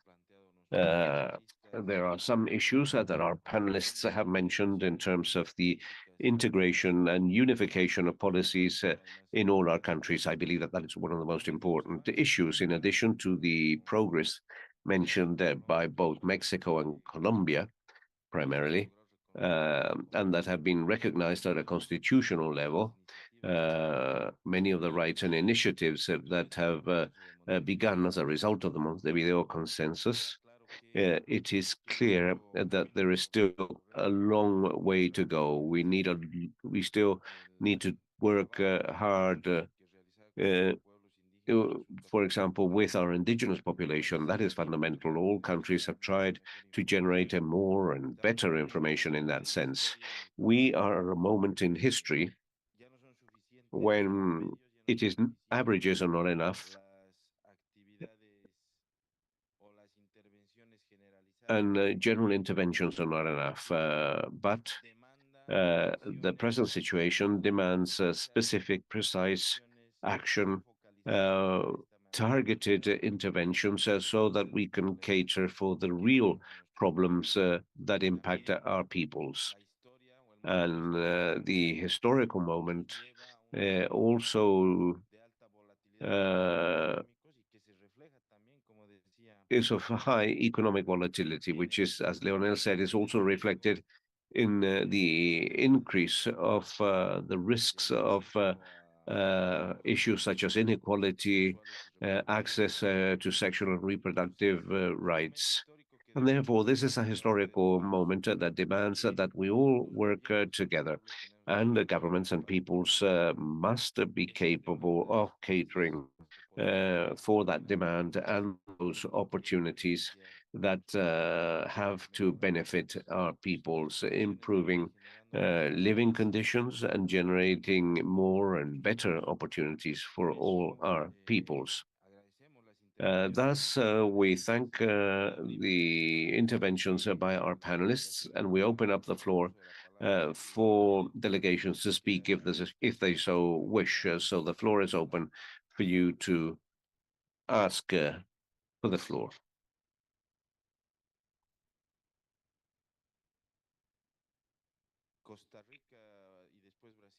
Costa Rica first, and then Brazil. Please go ahead, Costa Rica. Good morning, everyone. I would like to especially thank the panelists, Gabriela, Elizabeth, Samantha, Mirna, Juan Carlos, and Leonel, for their excellent presentations within the framework of the challenges that we face as states for the implementation of the Montevideo Consensus in order to improve the human rights approach and in order not to leave no one behind with sustainable development, with the sustainable development that we seek for everyone. In the case of Costa Rica, the challenges that we have dealt involve awareness, creation of awareness, and the appropriation of the consensus in the main public interventions, policies, programs, projects, and actions throughout the national planning system, and also in other state powers, both in the legislative and in the judiciary. For example, 10 years after signing the agenda of the consensus, our National Development and Public Investment Plan 2023-2026 becomes the first national development plan that considers the consensus as from its methodology and up to it becoming official last December 11, 2022. We need to advance towards public institutional operations where the recognition, the full recognition of human rights is one of the main driving forces for sustainable development and the final objective of state action in order to legitimate and strengthen democracy. We must implement and prioritize using an intersectional approach accelerators that crystallize at the most operational and local levels the public actions co-created, validated, and taken on board via the participation of social agents that enable us to obtain or to achieve tangible results in order to transform the lives of people. with the respective monitoring and adjustments of that planning with a strategic perspective and also aligned to sustainable development goals, because both Costa Rica and the rest of the region are all clear that there is no feasible future but one where equality, sustainability, justice, adaptability enable us to renew the social pact for new generations. Thank you very much. Thank you, Costa Rica. Now we offer the floor to Brazil and then to Chile. Please, the representative from Brazil. Mr. Sergio Cusicante, Minister of Planning and Social Development of the Plural State of Bolivia and Chair of the Presiding Officer of the Regional Conference. Greetings of all the members of this roundtable, dear delegates, y demás participantes, and participants in this meeting. The Montevideo Consensus on Population and the Regional Development in Latin America and the Caribbean is a regional forum to focus progress on demographic policies. Brazil is very proud to have contributed very actively in the development of this instrument in 2013 in the framework of the 10th anniversary of the Montevideo Consensus. The Brazilian delegation present in the 5th meeting of the presiding officers of the regional conference reiterates the Brazilian commitment with the full implementation of the Montevideo Consensus and celebrate this mechanism as the access for the consolidation of public policies aligned with SDG in our region, as well as the 2030 agenda. In January 2023, with the beginning of the government of President, Brazil has come to the global scene, complying with historical tradition of solidarity and cooperation with countries of Latin America and the Caribbean. Over the last 4 years, Brazil has faced challenges, very serious challenges and bad warners in terms of the population and development agenda expressed in the pure data produced about increase in poverty. Brazil has gone out the map of hunger and is back to that over the last 4 years. The increase of maternal mortality, apart from the disease caused in the context of COVID-19 pandemic, more than 700,000 fatalities in Brazil because of COVID-19. The strengthening of democracy in Brazil over these 11 months of government of President Lula are expressed today in the realignment of the country with the defense of sexual and reproductive rights of all individuals, promoting gender equality, defense for human rights of population groups in vulnerable situation, eradication of poverty, fight against hunger and social inequality, valuing the diversity in our population with social participation, promoting the Sustainable Development Agenda, and with the construction of public policies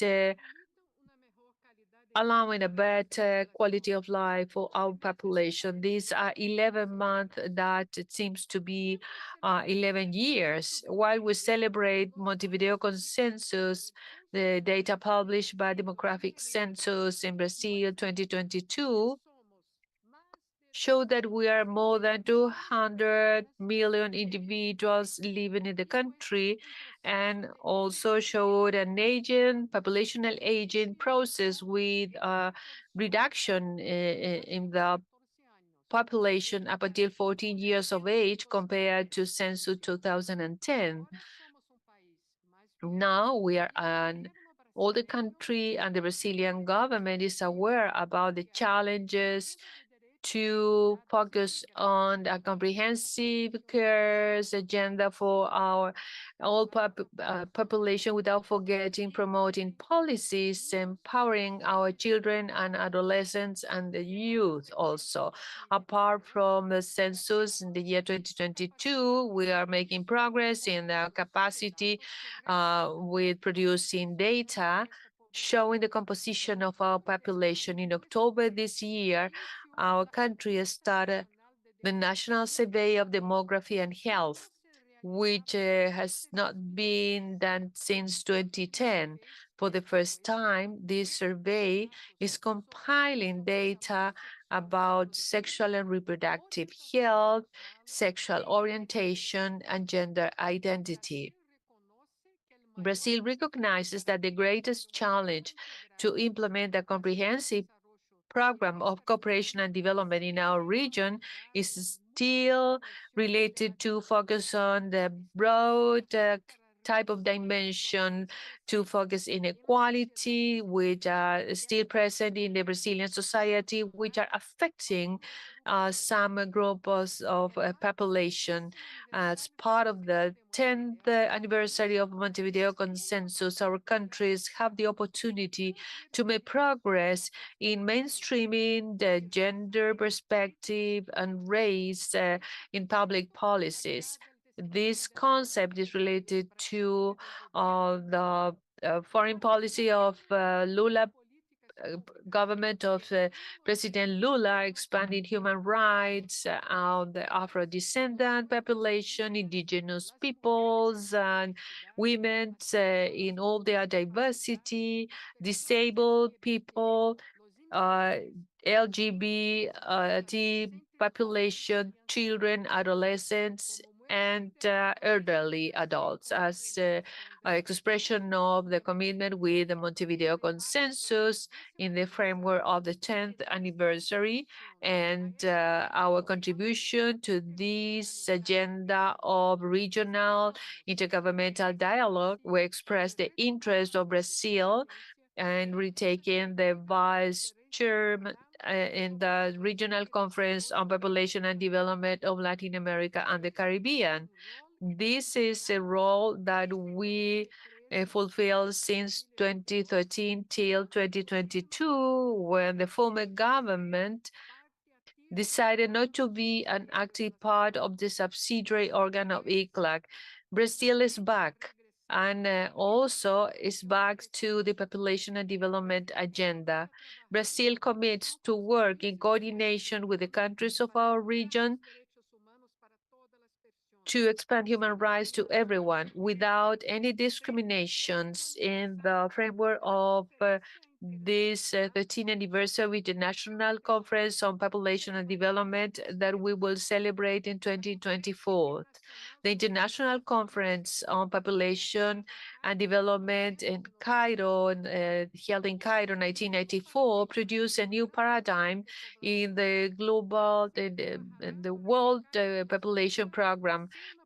So Brazil is working in making progress in facing the barriers that prevent a part of Brazilian population to have rights in the entire dignity. And Brazil is politically committed to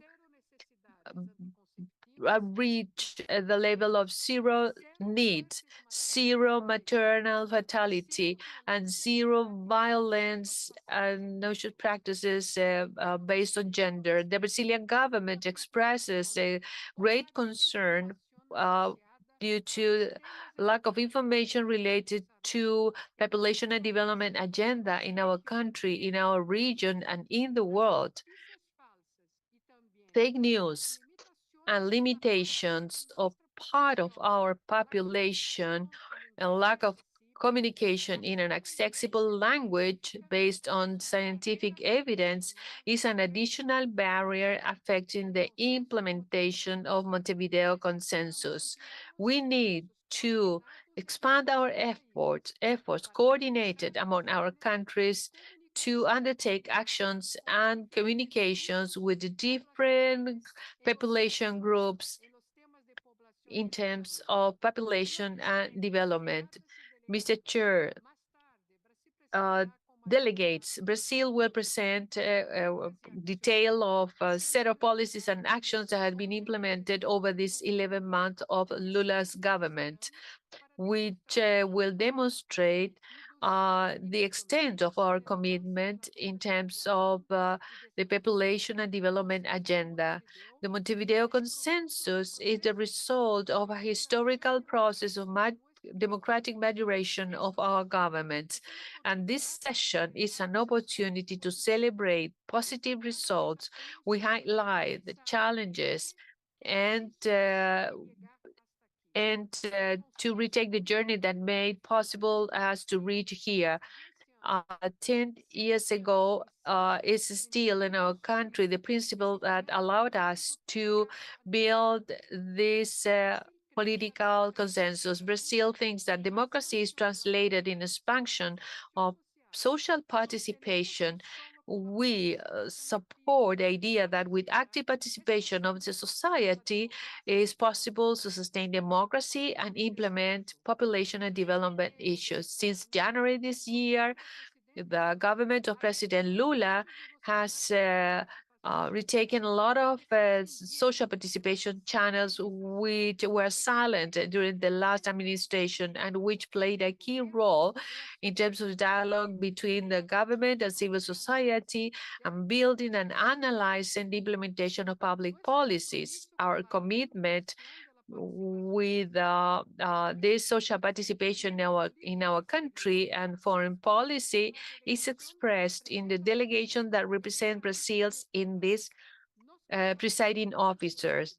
We are very pleased to say that after 4 years, the government opposed to the dialogue with civil society on the cooperation and development agenda. Today, we have for the first time a delegation which is made up by equal members of the government and civil society.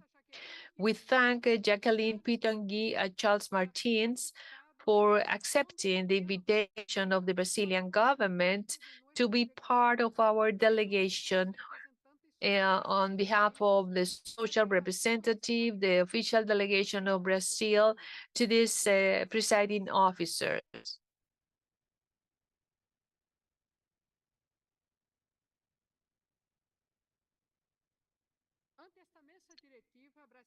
Brazil expresses its recognition to the articulated work with the Latin American and the Caribbean civil society, which during decades has been defending in terms of the population and development agenda and the implementation of Montevideo Consensus. Delegates, Mr. Chairman, over the 6 years of Montevideo Consensus, Brazil is reassuring the commitment to build a cooperation agenda within solidarity and dialogue where our population within the entire diversity is at the core of the development. Thank you.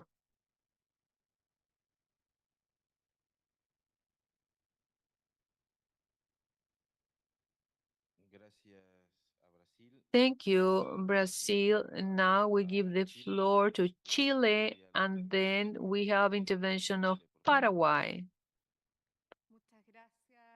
Thank you so much, Mr. Chairman, Sergio Cusicanqui, Minister of Development Planning of the Plurinational State of Bolivia, and the authorities present in this room, excellent panelists, and of course, delegates which are with us today.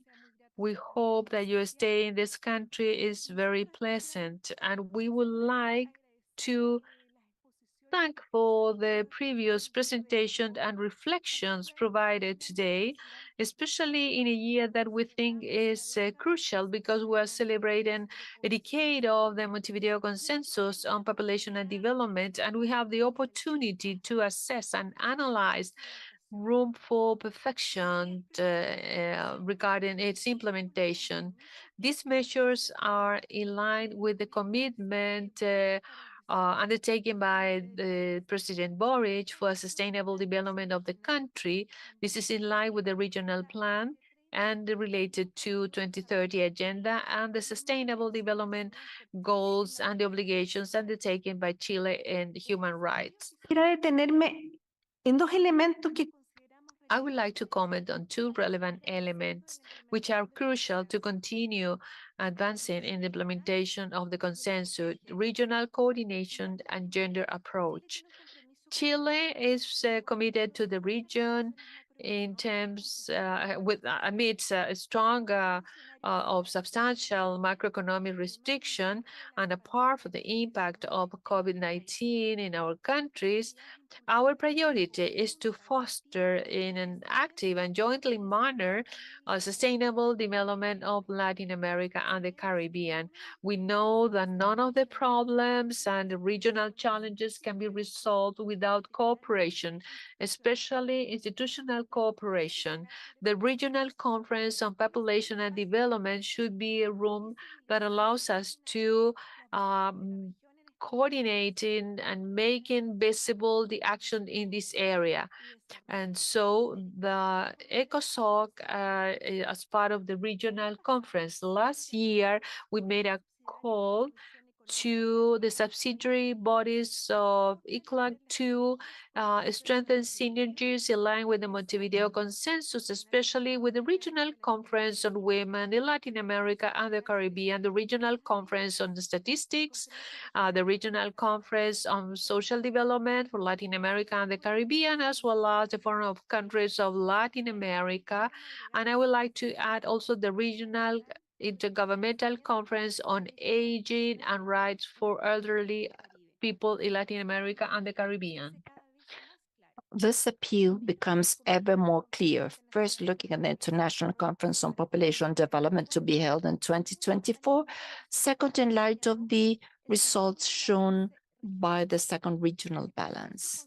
It is necessary to concentrate our efforts to continue and to go deep into the path already tread with greater coordination amongst the different regional entities. Insofar as the second, we need to strengthen the gender perspective in public policies.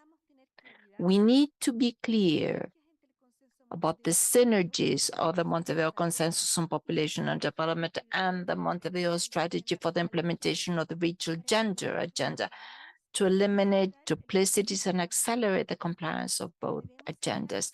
We need to continue to advance in mainstreaming the gender focus in management, state management and public policies, including criteria of intersectionality, intersectoriality, and territoriality.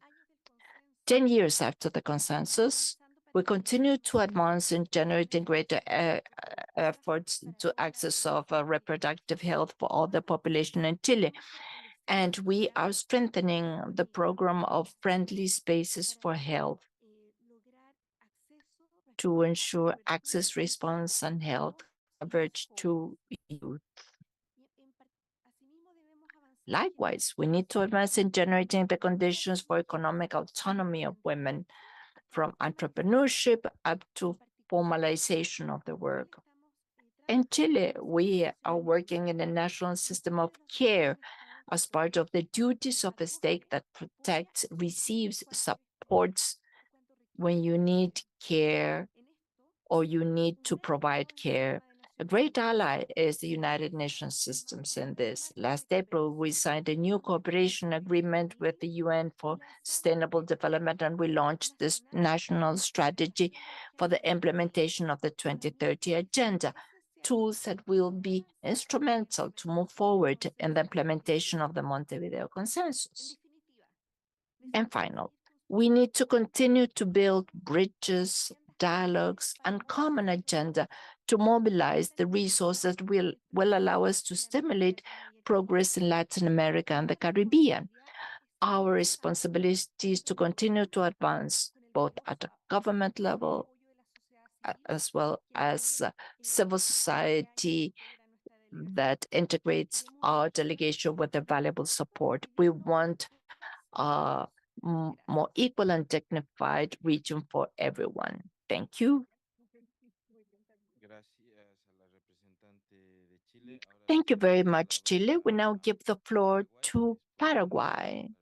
Then we would listen to the U.S. representative. Please go ahead, Paraguay.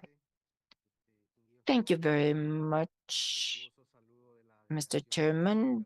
Please receive a warm greeting from Paraguay. I will try to be very brief. I want to thank the panelists for the valuable interventions and thoughts. First of all, highlighting the importance of this type of fora that allow us to jointly evaluate the most appropriate way to go deeper into the implementation of the Montevideo Consensus in the coming years. There's been much progress, yet there's still challenges in different axes. And an essential one that I would like to mention now, very common in most of our countries, consists on the availability of a budget and the necessary resources, both material and as well as human, to comply with our goals, which goes hand in hand with the need to strengthen the capacity through coordination activities and improving public policies in population and development. On the other hand, I'd like to remind us of something that affects us all. Each country has a different and special process, which was contemplated by the Montevideo Consensus and its general principles when it makes reference that each state has the sovereign right to enforce these recommendations in accordance to their own legislation and development priorities. And that was the vision and the perspective of Paraguay within the framework of this event. We're participating in this space precisely having presented our report of compliance, which is published and which will be discussed jointly with the rest during these days. Finally, Mr. Chairman, concluding, must face that the world faces extraordinary challenges that require joint effort, multidimensional problems, pandemics, international conflicts, environmental problems that impact the most vulnerable sectors, maintain valid the main concerns of the Montevideo Consensus 10 years after its adoption, and demand us to revitalize our efforts in them. Thank you. Thank you very much, Paraguay. We will now give the floor to the United States representative, and then we would listen to the representative from Trinidad and Tobago. Please go ahead, United States. Mr. Secretary, and thank you to all the panelists. The United States is pleased to join the celebration of the Montevideo Consensus, an essential catalyst which accelerates regional implementation of the ICPD Program of Action. The Montevideo Consensus demonstrates the power of the ICPD platform and the importance of multilateral efforts that promote and protect the human rights of all individuals, including those who face multiple and intersecting forms of discrimination. La historia del avance de los derechos sexuales y reproductivos en América y el Caribe muestra mejorías en cuanto a compromiso compartido, apoyo de gobierno y diálogo robusto. Estamos orgullosos de nuestras asesorías en la zona para programas de reunificación familiar. Hemos tratado de transformar positivamente las vidas en el mundo. Nuestra inversión en servicios de salud reproductiva de alto nivel para aquellos que más lo necesitan, para mejorar la salud y bienestar de la mujer, promover igualdad de género y dar a la mujer autonomía en sus vidas. Al celebrar esto durante la región América Latina y el Caribe, reconocemos a los comprometidos profesionales de salud que generaron este tema en los primeros años. Los gobiernos financieros y el esfuerzo financiero de los gobiernos y nuestro apoyo en asistencia técnica ha hecho a los Estados Unidos un socio y aliado en el éxito regional. La revisión global de CIPD más 30 nos hace revisar nuestro avance, las brechas y lo que falta por hacer. Enfrentamos muchos desafíos, como muestra el informe sobre salud de las mujeres de origen afroamericano. Estas mejoras no se dan de la noche a la mañana. Esto muestra el legado y la inequidad racial y disparidades. La gran pérdida de la autonomía corporal ha llevado a tener un efecto en cuanto a acceso equitativo a los servicios de salud reproductiva de alta calidad. No vamos a enfrentar solos estas inequidades. Las fuertes asociaciones estratégicas en el espacio multilateral siguen siendo esencial al ser responsables para trabajar por un progreso que no deje a nadie atrás. Tenemos que tratar de llegar a los jóvenes, los más desprotegidos y las comunidades más efectivas y mejorar la calidad en todas las esferas. Vamos a hacer un camino hacia adelante para terminar la agenda inconclusa del CIPD y trabajar por los derechos sexuales y reproductivos para todos. Gracias. Gracias a la representante de Estados Unidos. Ahora cedemos la palabra a la representante de Trinidad y Tobago. Adelante. Buenos días. I take this opportunity to congratulate all delegates, our host government of the Republic of Chile, and of course, the United Nations Population Fund and the Economic Commission for Latin America and the Caribbean. 10 years on, the LAC region has come a long way, and on behalf of the government and the people of Trinidad and Tobago, I'm honored to participate in this 5th meeting of the officers of the Regional Conference on Population and Development in Latin America and the Caribbean, and to share with you our experiences of progress and challenges associated with compiling our National Progress Report.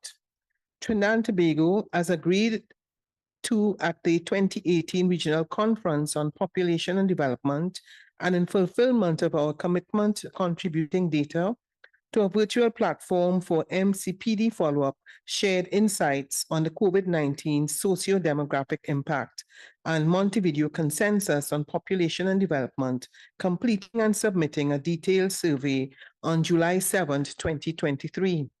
Trinidad and Tobago's draft report on MCPD implementation is currently being finalized and incorporates primary data for key informant interviews and secondary data from governmental and non-governmental documents. Upon completion, the final report will be submitted to the Cabinet and thereon forwarded to the UNFPA and ECLAC. Trinidad and Tobago has made significant progress in implementing the Montevideo Consensus on population development across various thematic areas. The country is integrating population dynamics into sustainable development, evident in policies like the draft interim national poverty reduction strategy and the development of National Statistical Institute to uphold its statistical system. Child and youth rights are prioritized through the national policy and national youth policy, focusing on care, protection, diversity, inclusion, and active participation alongside an ongoing digital transformation in education. The National Aging Policy has been implemented to honor and include older citizens, especially centenarians. In the sexual and reproductive health, the National HIV and AIDS Policy is being revised to align with international targets and is nearing finalization. Notably, Trinidad and Tobago has exceeded global and regional maternal and neonatal mortality targets, achieving Sustainable Development Goal status in these areas ahead of schedule. In gender equality, the country has a high gender development index and has formulated a gender policy targeting equality by 2030, complemented by measures against sexual harassment and violence. Educational initiatives have been introduced to address the gender disparities, focusing on student-centered approaches, particularly benefiting boys and young men. Despite achievements, Trinidad and Tobago faces challenges in advancing its population and development agenda, similar to the other Latin American Caribbean nations. These have included the COVID-19 pandemic, which caused delays in data collection and dissemination, a need to expand data collection to cover more indicators in the report, and the need to reconvene the National Population Council and unit to focus on population issues. Nonetheless, the government remains committed to meeting the goals of the Montevideo Consensus on Population and Development and the UN 2030 Agenda, and plans to continue collaborating with stakeholders through active dialogue and participative consultations to achieve its objectives. With these brief remarks, I wish to thank you for your time and attention. We are making progress, albeit at relatively different paces, but I'm very confident that we will all arrive as we intend. Muchas gracias.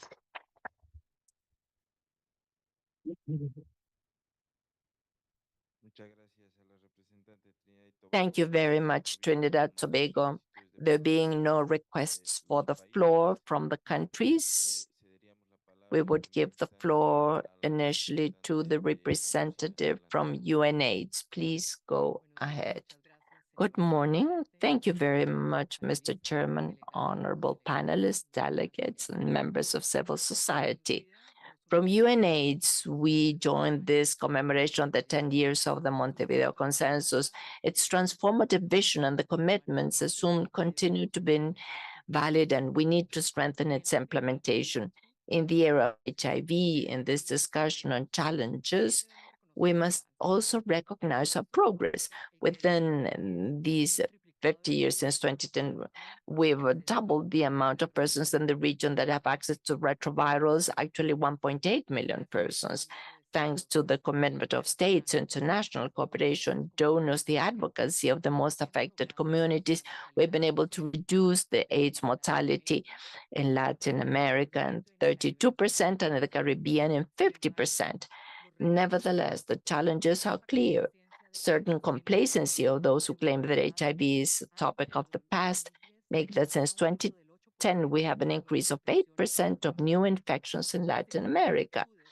The attitude of stigma that still exists against persons living with HIV imply that 93% of the new infections occur in the most discriminated population, including men having sex with men, trans women, social workers, persons who use drugs. So it is fundamental for the states of the region and everyone present here redouble our commitment on several fronts, but I will only mention a few.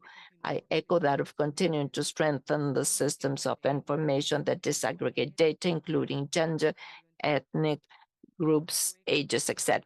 I echo on what Mrs. Cunningham reminded us that large efforts have been made, and we need to continue to strengthen the analysis in all the countries of the region with an intersectional dimension. In terms of access to services, we face many obstacles, including access to evidence. 96% of diagnoses in women in Latin America are late. We also face major gaps in terms of access to prevention, combined prevention. What we know works, such as sexual education, that is comprehensive, innovations such as the PrEP, but in Latin America, only 1.9% of investments in prevention for the fundamental population, the most impacted population, comes from national budgets. We need to strengthen our commitment vis-a-vis other populations that are being left behind and conduct interventions in this sense. So, for example, there are countries that indicate that the proportion of HIV cases detected in Afro-descendant women is twice as much as with white women, and only 60% of deaths associated to AIDS are of Afro-descendant people, and therefore we call upon countries to focus their care on the population left behind, Afro-descendants, indigenous women, women with HIV. And among all these efforts, we need to strengthen the commitment against the stigma of discrimination. We need to invest more heavily in order to improve the quality of services where autonomy, sexual and reproductive autonomy becomes or is fundamental. Finally, we acknowledge the efforts of countries that are present here that have joined the Alliance Against Discrimination, against HIV discrimination, linked to other types of discrimination. And we invite other governments present here to also form part of this alliance. Thank you very much, Chair. We thank the representative of UNAIDS. Now we'll go back to country interventions. We have Belize, after that Jamaica, and we would conclude this round with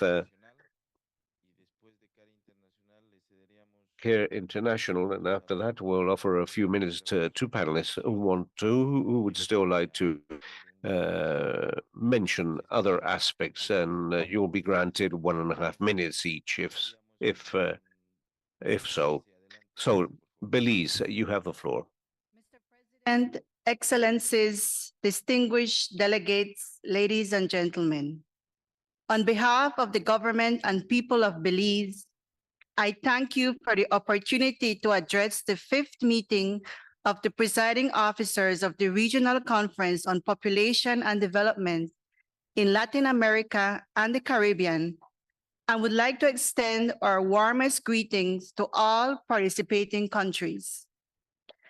We feel privileged to join you today as we evaluate in a systematic manner our progress since the 1994 International Conference on Population and Development, and to mark 10 years of the Montevideo Consensus on Population and Development. Mr. President, as you know, the Montevideo Consensus on Population and Development provides us with an excellent opportunity to reflect on the meaning of human rights in the context of our own population dynamics and national development.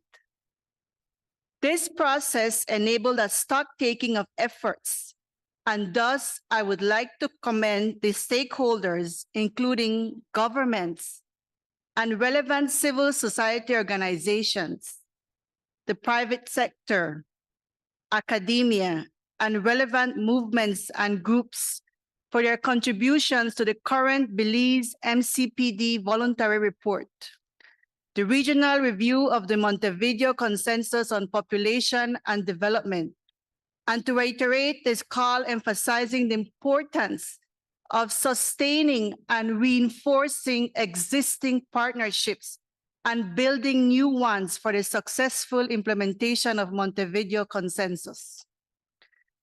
Mr. President, you will hear or would have heard many or all countries sufficiently articulate the similar advances and challenges in the implementation of the Montevideo Consensus on Population and Development.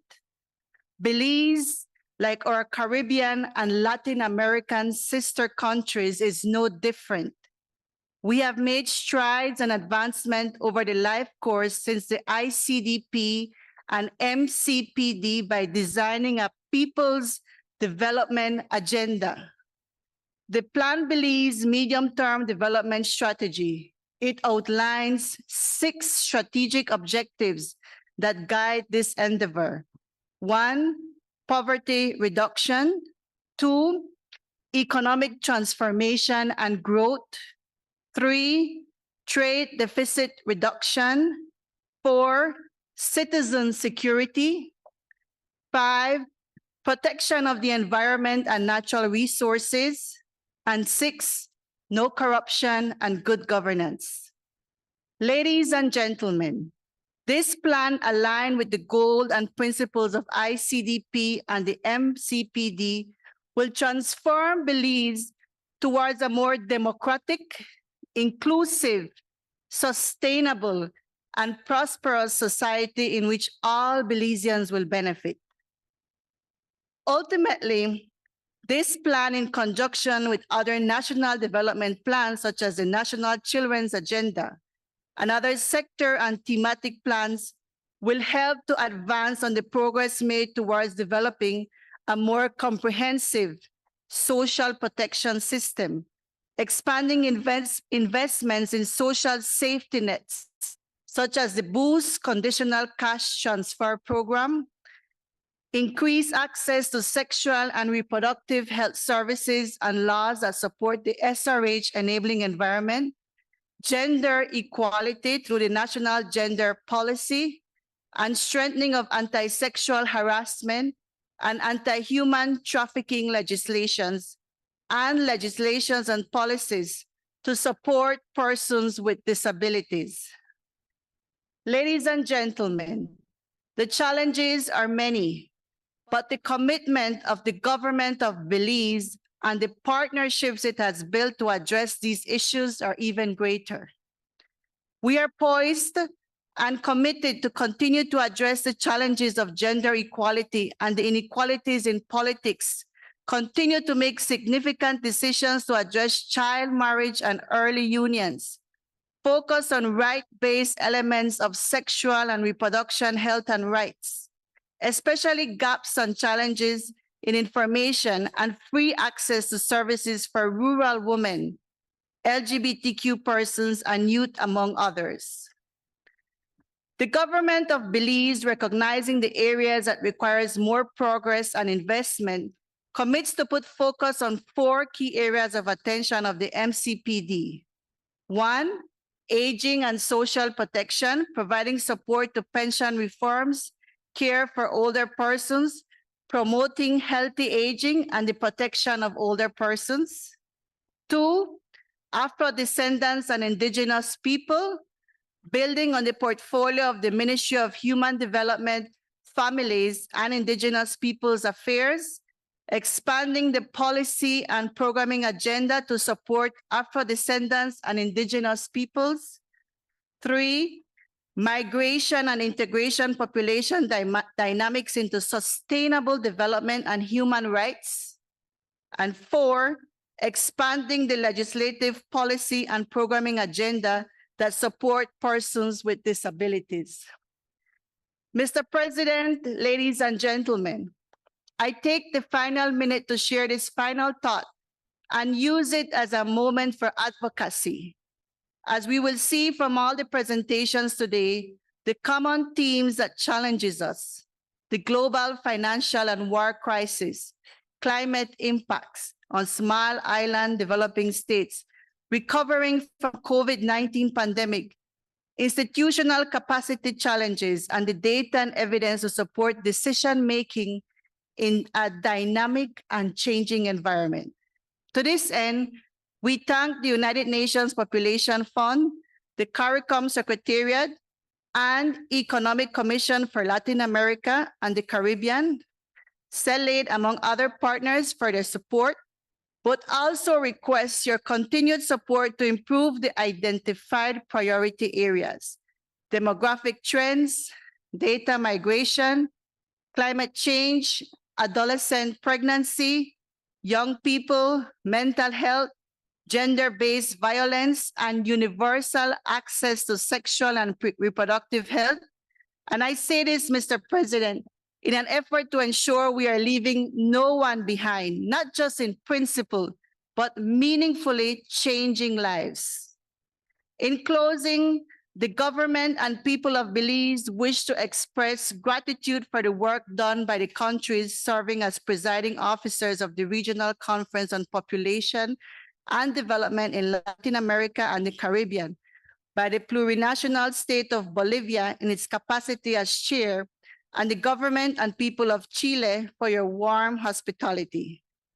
Belize therefore reiterates its support already expressed through our submission of the National Voluntary Report of the Montevideo Consensus and the continued implementation of the ICPD Program of Action. We stand ready to do our part as a member of the international community to ensure that we live in a world where the human rights are guaranteed and the dignity and worth of every single human being is recognized and respected. I thank you.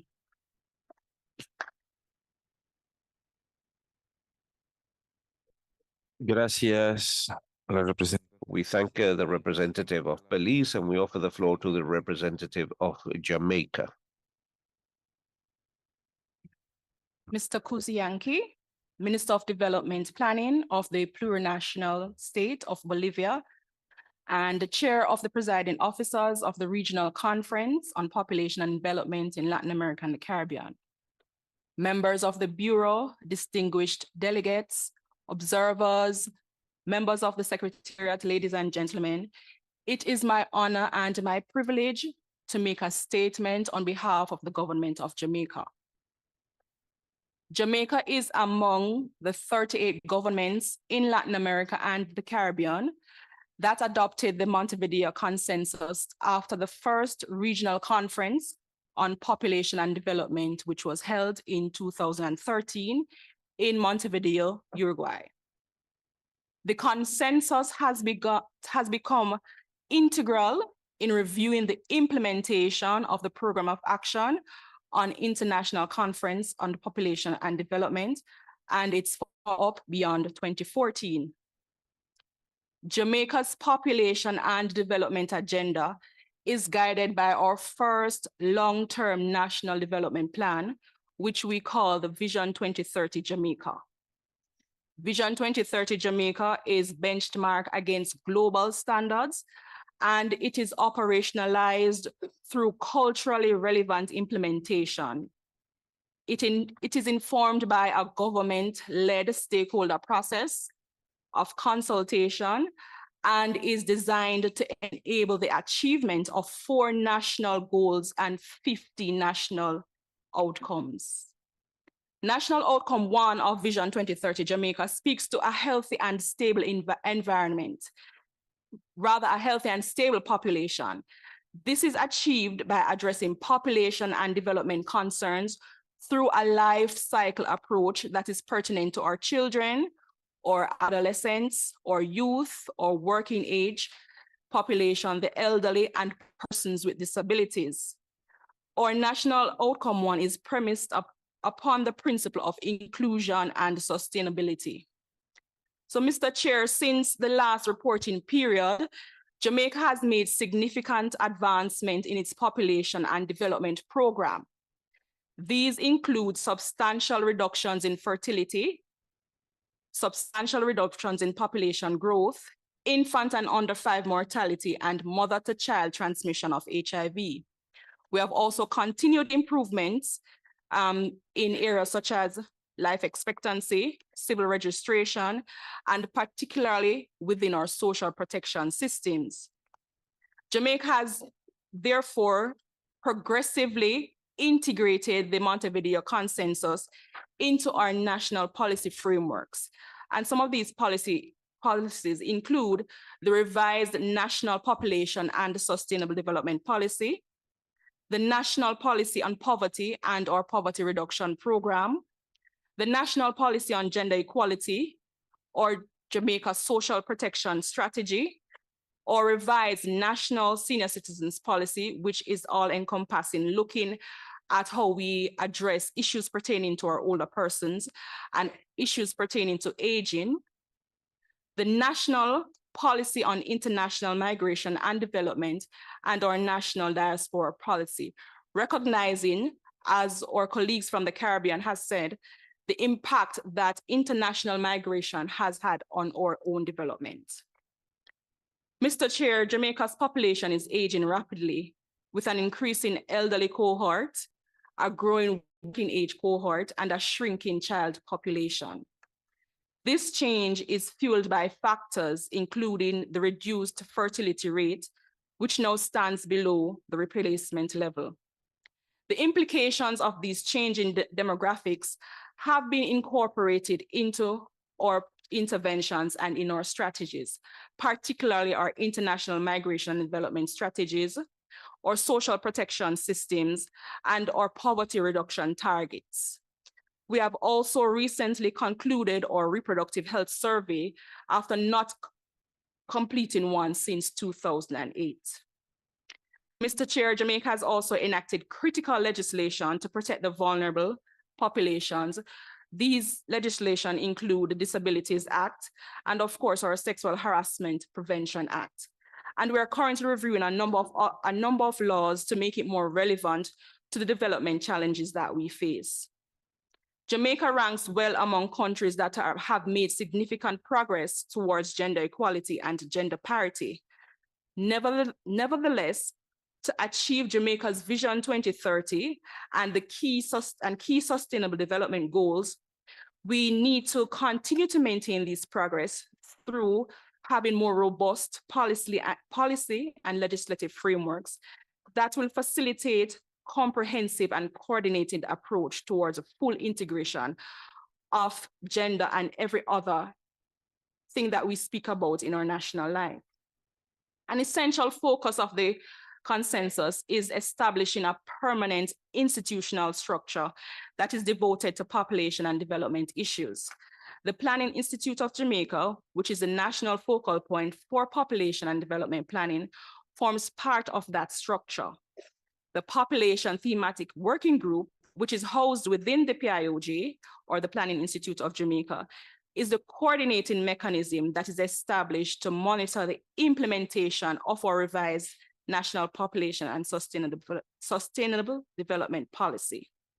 This working group is multi-sectoral and comprises representatives from government, ministries, departments, agencies, private sector bodies, non-government organizations, and our international development partners. While Jamaica has reported achievement in most of the thematic areas covered by the consensus, we still encounter critical constraints that are primarily triggered by our vulnerabilities, external shocks, and of course, the COVID-19 pandemic. The COVID-19 pandemic measures contributed to some reduction in outputs due to the contractions in supply and demand, and it led to, as we would have all experienced, joblessness and temporary closures of some businesses. We have also had experiences in learning loss, and some of the gains that we would have achieved have been reversed. Nevertheless, the government has remained committed and more determined to undertake the remaining steps in fulfilling the Montevideo Consensus.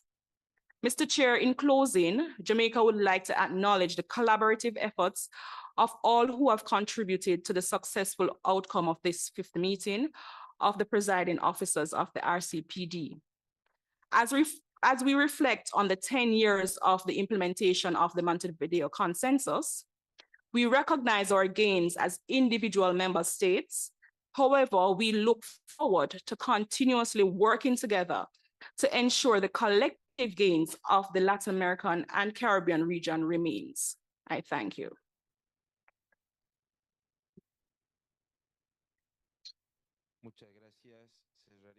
Thank you so much. With this, we are closing the intervention of this round of countries with the Republic of Uruguay.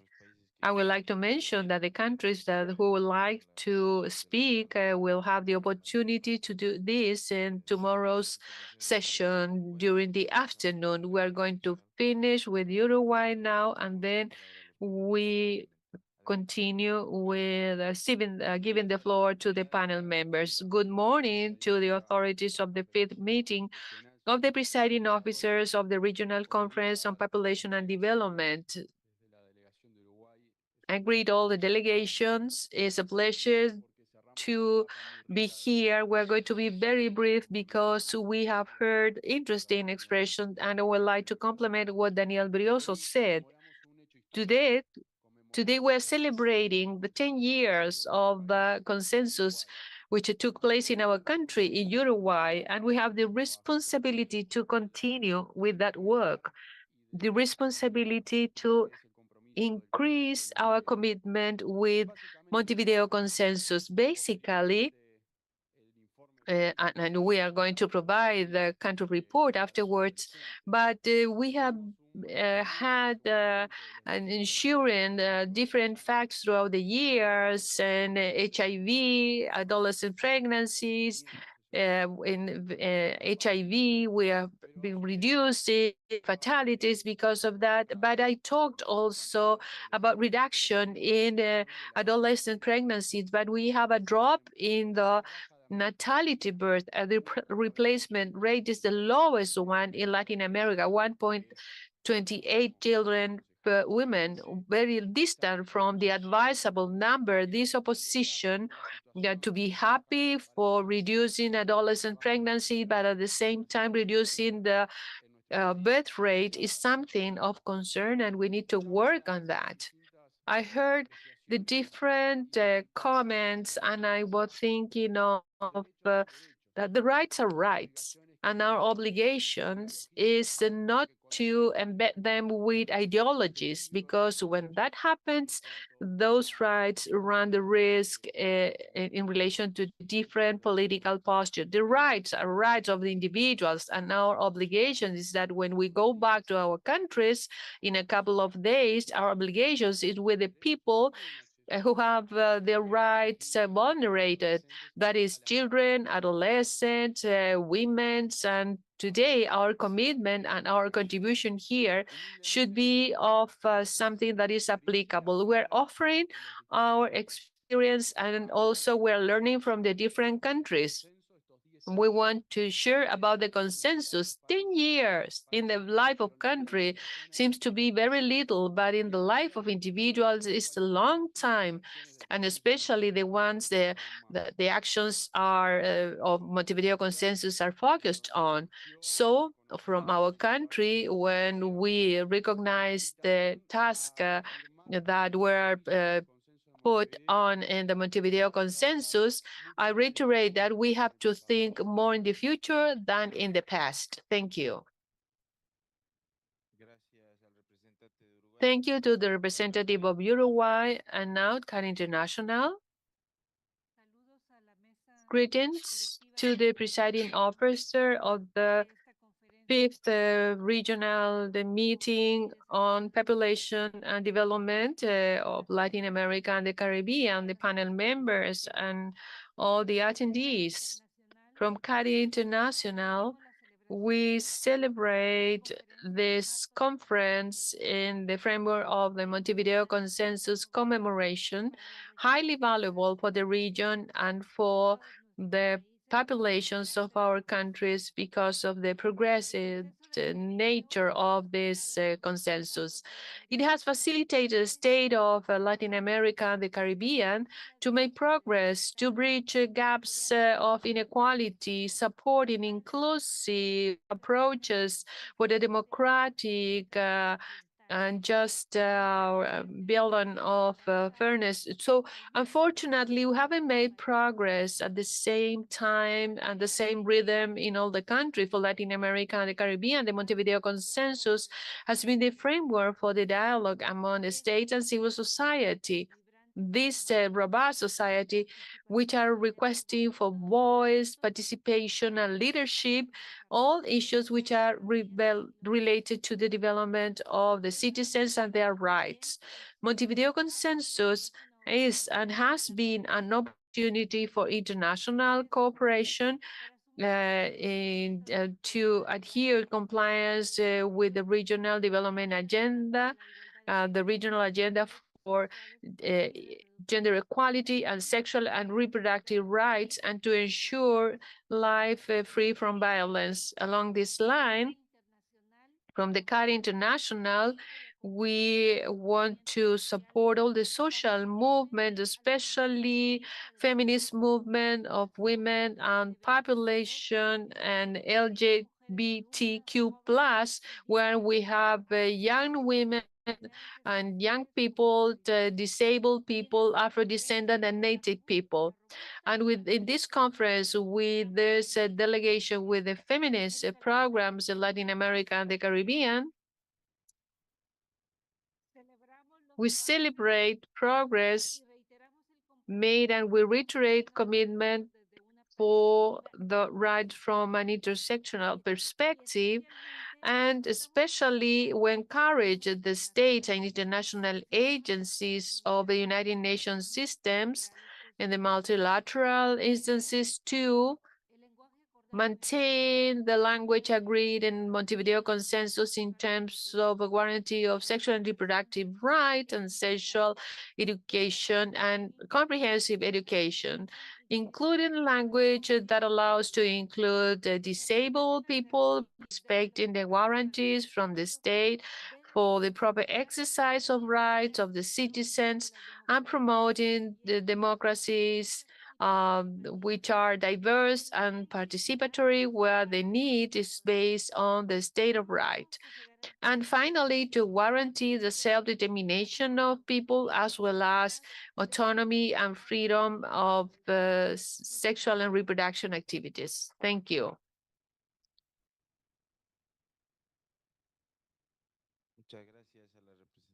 Thank you, the representative of CAR International. And now we're going to open the floor for panelists if they want to make some comments or observations.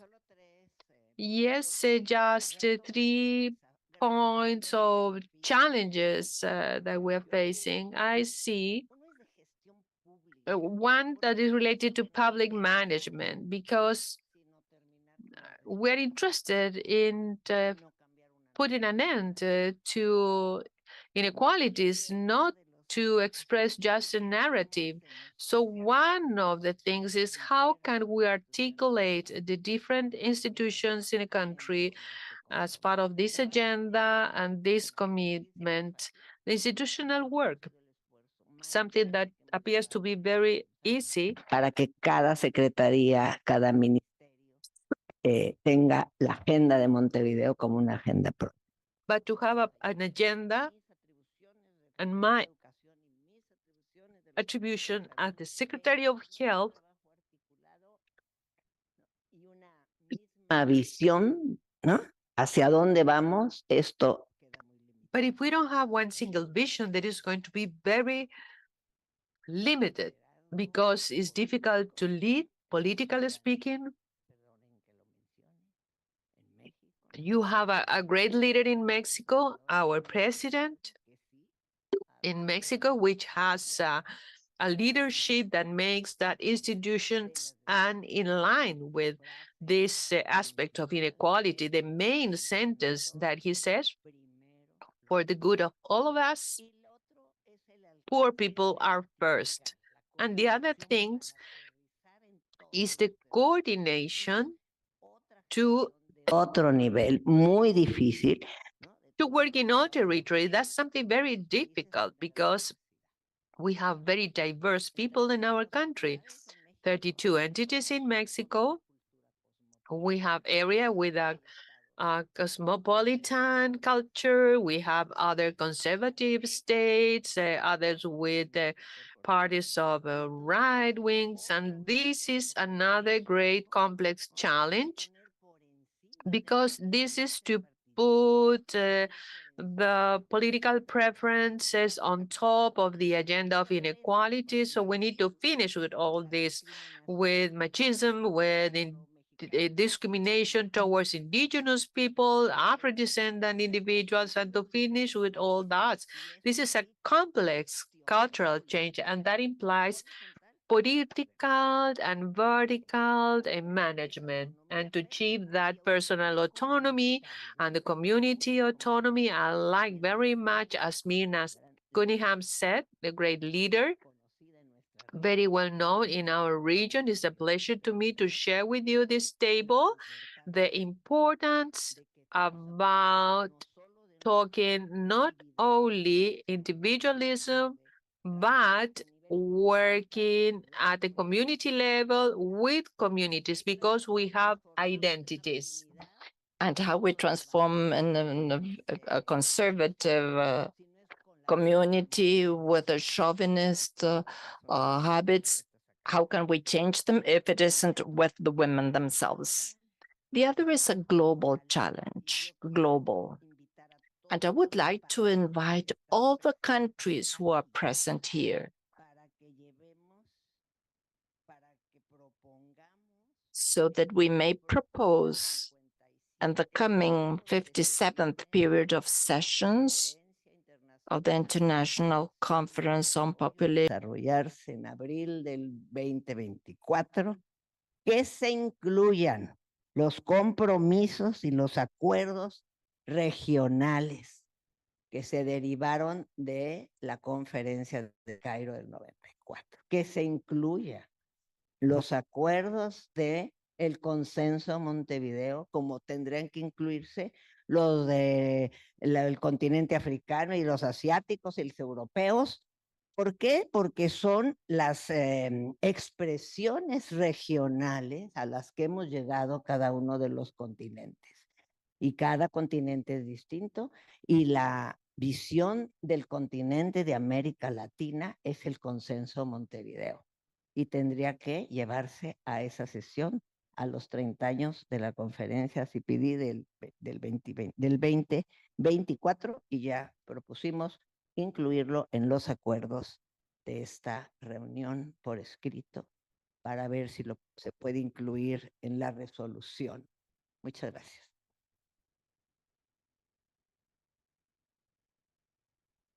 Gracias, Gabriela. No sé si alguno de los panelistas más. Mirna, adelante. Muchas gracias. Quiero reafirmar uno, la importancia de continuar educando sobre el consenso de Montevideo. Y esta educación debe ser mutua, tanto dentro de los gobiernos como en el resto de sectores, especialmente enmarcado en los derechos humanos sobre los cuales se sustenta. Cumplir con el consenso de Montevideo permite avanzar en el cumplimiento de la Declaración de la ONU sobre Derechos de los Pueblos Indígenas, en el Convenio 169 de la OIT, en la Recomendación General 39 de la CEDAW referida a mujeres indígenas y obviamente con los ODS.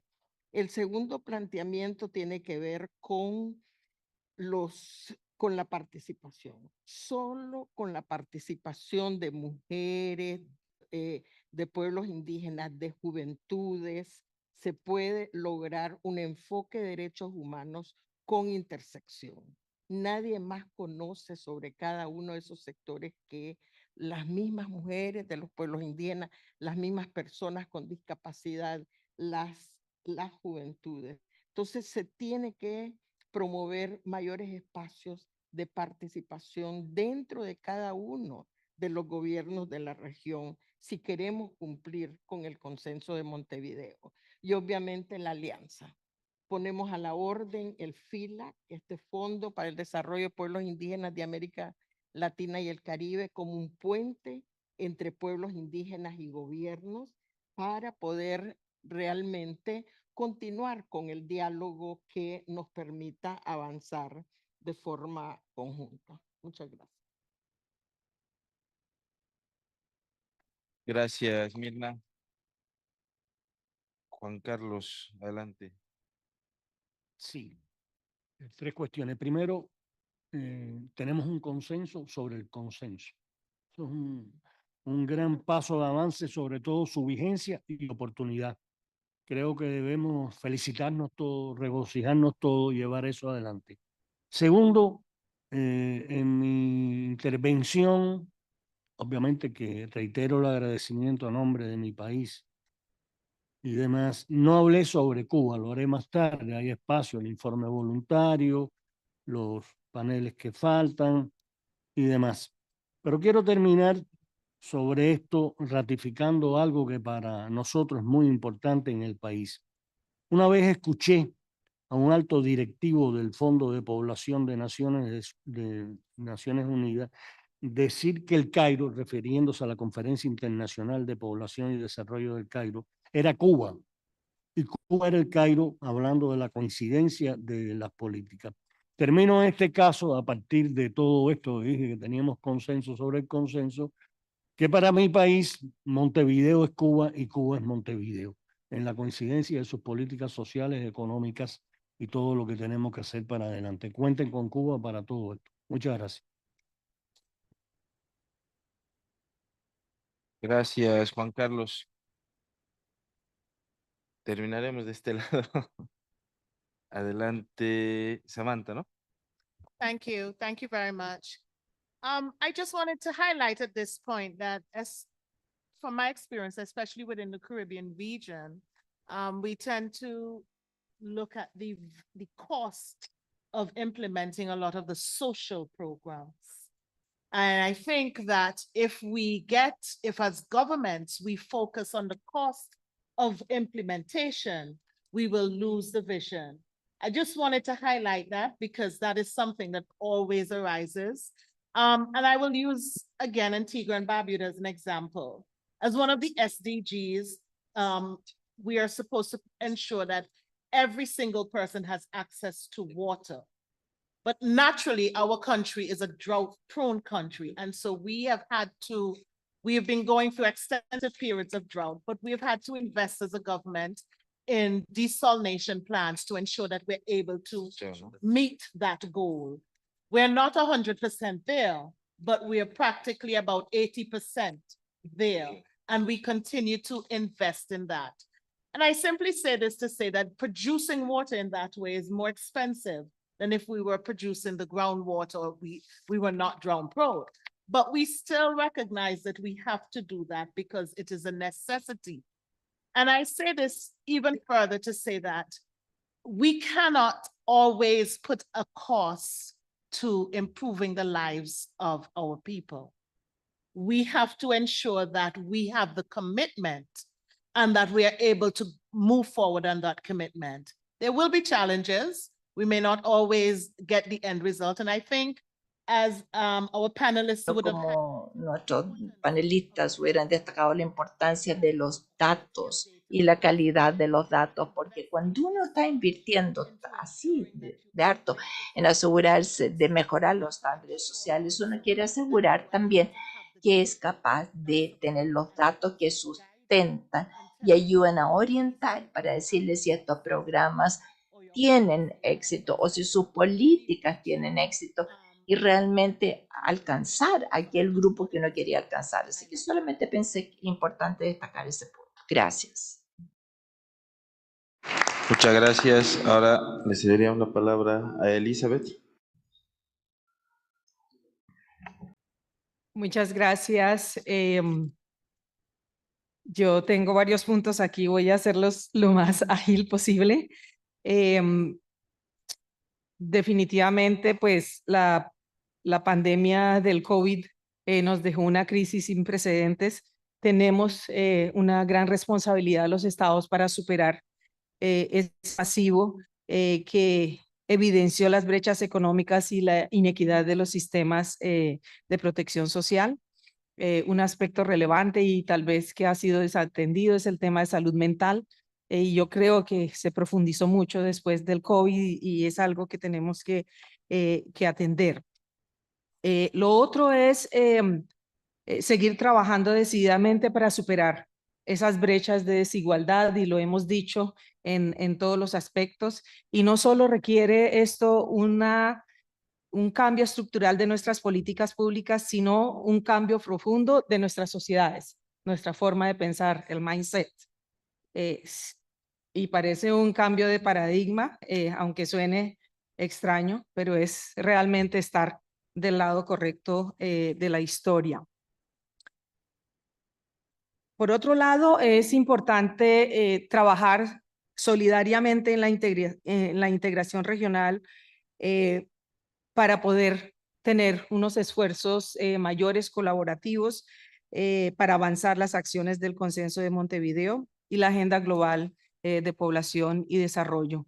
Por ejemplo, Colombia quisiera aprender más sobre qué ha hecho Uruguay para mantener sus estadísticas sobre el tema de embarazo juvenil, porque todavía tenemos grandes desafíos en eso, especialmente en embarazos de jóvenes menores de 14 años. También no desatender, digamos, los retos que nos impone la crisis climática. Esto es un determinante para muchos de nuestros programas sociales. La migración inminente también que va a surgir precisamente a partir, digamos, del cambio climático. Otro aspecto es cómo combatimos los discursos de odio y las noticias falsas, y yo creo que también eso ya se ha dicho en el día de hoy, y que inhiben realmente la aprobación y avances de las políticas públicas en bien de la ciudadanía, como hoy en día ocurre en Colombia y seguramente en otros países de la región. Seguir trabajando en la asignación de recursos financieros, la creación y fortalecimiento de capacidades y mecanismos institucionales para la respectiva implementación y seguimiento del consenso. Por ejemplo, en Colombia próximamente vamos a estar formalizando la Mesa Interinstitucional de Población y Desarrollo a través de un decreto. Motivar una gobernanza participativa donde gobierno, sociedad civil y academia trabajan de manera coordinada en función de los objetivos del consenso. Potenciar el bono demográfico actual del que goza la región. Nos parece que es importante para fortalecer los sistemas de protección social. No quisiera dejar esto por fuera porque consideramos en Colombia que la crisis política que nos rodea, como es la situación entre Rusia y Ucrania, Israel y Palestina nos muestra una vez más la importancia de abogar por la paz y nos recuerda la inestabilidad política en la que constantemente vivimos, aspecto que también debe ser prioritario en la agenda actual. La invitación es seguir trabajando por la paz, un derecho síntesis que permea todos los demás derechos. Y finalmente quisiera agradecer en nombre del Gobierno de Colombia la participación de la sociedad civil, quienes son el motor real, principal para movilizar los cambios transformacionales que requieren nuestras sociedades, nuestros países y la región en general. Un saludo fraternal, aquí las veo y los veo, a las organizaciones de mi país y en especial un reconocimiento al liderazgo de las mujeres en toda su diversidad, agentes de cambio en nuestra sociedad. Gracias. Muchas gracias. Ahora le cedo la palabra a Leonel, adelante. Bueno, finalizando esta sesión realmente muy productiva y con muchos puntos complementarios, quería referirme a un aspecto. Hace 10 años, en este foro hablábamos de que estábamos en la etapa del bono demográfico y hoy, 10 años después, esa etapa está finalizando. Lamentablemente, como región, no supimos aprovecharlo y hoy se abre una nueva etapa en la cual la adultez y el envejecimiento son el paradigma que tenemos que abordar. Pero es muy distinto una adultez con salud, un envejecimiento saludable, que una adultez y un envejecimiento con enfermedad. Y lo que quiero traer a la reflexión colectiva de los estados y de los miembros de la sociedad civil que están acá, es que gran parte de lo que pase en los próximos 20 o 30 años está pasando hoy con los embarazos de las mujeres que están aconteciendo. Porque gran parte de la carga de enfermedad que tengan los adultos y las adultas dentro de 20 o 30 años dependen de las condiciones de los embarazos que están ahora en nuestra región procediendo. Por eso nosotros creemos, y está bastante demostrado hoy por hoy, mucho más que hace 10 años, que un embarazo que se sobreviene en situaciones de enfermedad, de violencia basada en género, de estrés, de exposición a contaminantes ambientales, de pobreza, va a tener siempre, por mecanismos epigenéticos ya muy bien conocidos, un riesgo mayor de que esos niños y niñas que están naciendo tengan enfermedades crónicas. Por lo tanto, el tema de la igualdad y el tema de la equidad ya no es un tema solamente de derechos, es un tema absolutamente acuciante para la sostenibilidad de la región. Una región que está creciendo cada vez menos, pero desigualmente. Mientras que las mujeres de mejor condición socioeconómica regulan en base a los derechos sexuales y reproductivos la natalidad, las mujeres pobres no lo pueden hacer. La reproducción en nuestra región va a estar bajo las espaldas de las mujeres más pobres que van a tener mayores condiciones de inequidad y por lo tanto transmitir epigenéticamente ese riesgo a sus niños y niñas. Por este tema creo que no hay ninguna otra prioridad mayor, pensando estratégicamente y en términos demográficos, que invertir en el embarazo y la primera infancia, que invertir en la justicia reproductiva y la salud sexual, siempre con derechos, para ocuparnos de un presente con derechos y asegurar un futuro con dignidad para nuestra región. Muchas gracias.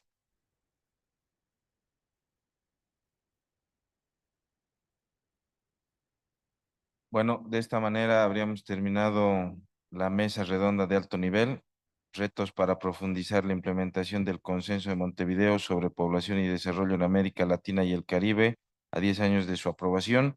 Agradecer a los panelistas, agradecer a todas las delegaciones que han participado por sus intervenciones y pasaríamos a la de la declaración de la sociedad civil, que como varios ya han mencionado, son una parte fundamental dentro de los cambios revolucionarios que se dan en nuestra región.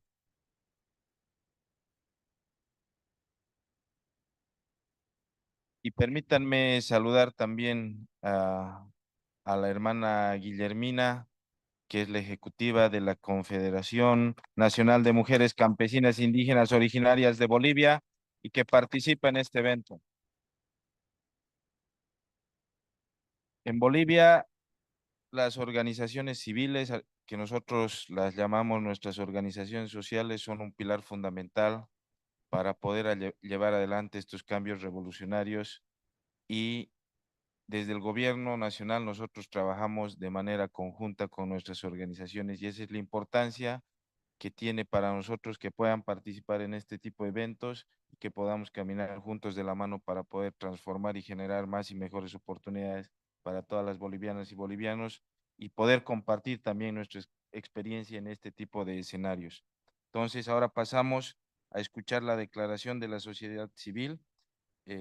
La sociedad civil se reunió en el día de ayer lunes y se dará lectura a la declaración. Muy buenas tardes. Muchas gracias, señor presidente. Saludo con respeto a todas las personas que hoy nos acompañan. Las redes, organizaciones y colectivas de la sociedad civil, feministas, indígenas, afrodescendientes, LGBTI+, personas jóvenes, adultas mayores, con discapacidad, trabajadoras sexuales y comunidades locales, entre otras, estamos comprometidas con el seguimiento de la Conferencia Regional sobre Población y Desarrollo y con la implementación del Consenso de Montevideo. Nos reunimos en el marco de la quinta mesa directiva y de la sesión extraordinaria sobre el 10º aniversario del Consenso de Montevideo para señalar: el Consenso de Montevideo representa un hito fundamental en la promoción y protección de los derechos humanos en América Latina y el Caribe. Por ello, celebramos su importancia como un documento integral que aborda una amplia gama de cuestiones cruciales para el desarrollo sostenible y el bienestar individual y colectivo de todas las personas en sus diferentes ciclos de vida.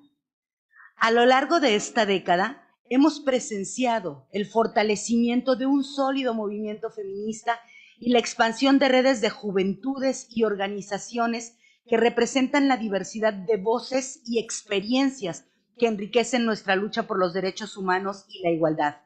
Estos movimientos y expresiones de lucha han sido fundamentales para la justicia, defensa, promoción de la autonomía y los derechos, así como para denunciar las violaciones a los mismos. Además, hemos observado avances significativos en la promoción de políticas, programas y normativas que colocan en el centro la información y educación, el Estado laico y el rechazo a la criminalización de la autonomía reproductiva y de la vida sexual de las personas. Estos avances se han reflejado en marcos legales nacionales, en recomendaciones de órganos de monitoreo de derechos humanos y en decisiones judiciales que han ampliado y profundizado la protección de los derechos sexuales y reproductivos en la región. En particular, celebramos los avances en la lucha por el derecho al aborto, con la despenalización y la liberación de leyes en varios países de la región. Estos logros son un testimonio del compromiso regional en la promoción de políticas que respetan y garantizan el derecho a tomar decisiones libres, informadas, autónomas y responsables sobre la propia sexualidad y la vida reproductiva. Sin duda, el Consenso de Montevideo ha sido una herramienta importante para que las juventudes exijan sus derechos en materia de educación integral en sexualidad, igualdad de género y participación activa en la región. Y gracias a ello, la lucha de quienes defendemos gracias a ello y a la lucha de quienes defendemos los derechos es que ha habido avances significativos. También se ha logrado en gran medida el reconocimiento de los derechos de las personas adultas mayores y la promoción de un envejecimiento digno y saludable. Sin embargo, y a pesar de todos estos logros que hemos reconocido, también debemos reconocer que las niñas, adolescentes y juventudes en la región siguen siendo víctimas de violencia sexual, enfrentando embarazos no intencionales o no deseados, matrimonios infantiles, uniones forzadas, falta de acceso a empleo digno, desigualdades de género y socioeconómicas, racialización hacia mujeres indígenas, afrodescendientes y negras, y otras formas de racismo y discriminación. Todo lo anterior restringe y obstaculiza su autonomía corporal y económica, así como su pleno potencial para una vida digna. En algunos países son precisamente las juventudes el foco principal de la violencia de las bandas o del crimen organizado, lo que las hace víctimas del reclutamiento forzado, la extorsión, la desaparición y la trata de personas con fines de explotación sexual e incluso la muerte. A 10 años del Consenso de Montevideo, no se han establecido mecanismos de alerta que pongan en evidencia la vulneración de derechos a las que nos vemos sometidas las mujeres, juventudes y niñas indígenas, como la criminalización de los conocimientos y prácticas indígenas, en particular hacia la partería, la falta de consentimiento para la esterilización o el uso de métodos anticonceptivos. En nuestra región se observan los mayores índices de violencia criminal contra las personas LGBTI+. A pesar de contar con algunos marcos legales y protocolos, los sistemas de justicia no han dado respuesta a los asesinatos, desaparición y crímenes de odio.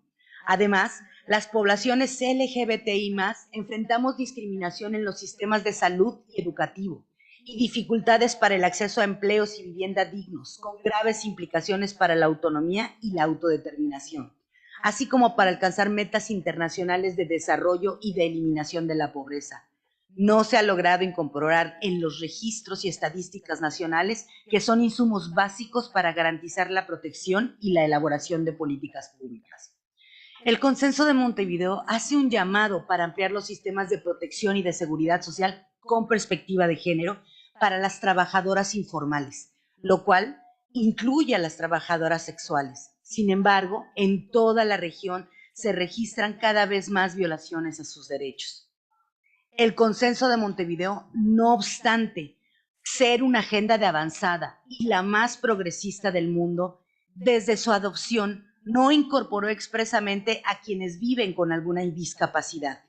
Dicha omisión hoy más que nunca se expresa como una demanda y una deuda que nuestra conferencia aún debe saldar. El Consenso de Montevideo ofrece oportunidades innegables para las acciones interseccionales. Sin embargo, persisten desafíos significativos en cuanto a la pobreza, la atención a la salud, la inclusión social y la protección de los sectores más vulnerados. En este contexto, queremos enlistar una lista de desafíos que nos parecen apremiantes para atender a nuestra región y que comprenden. 1.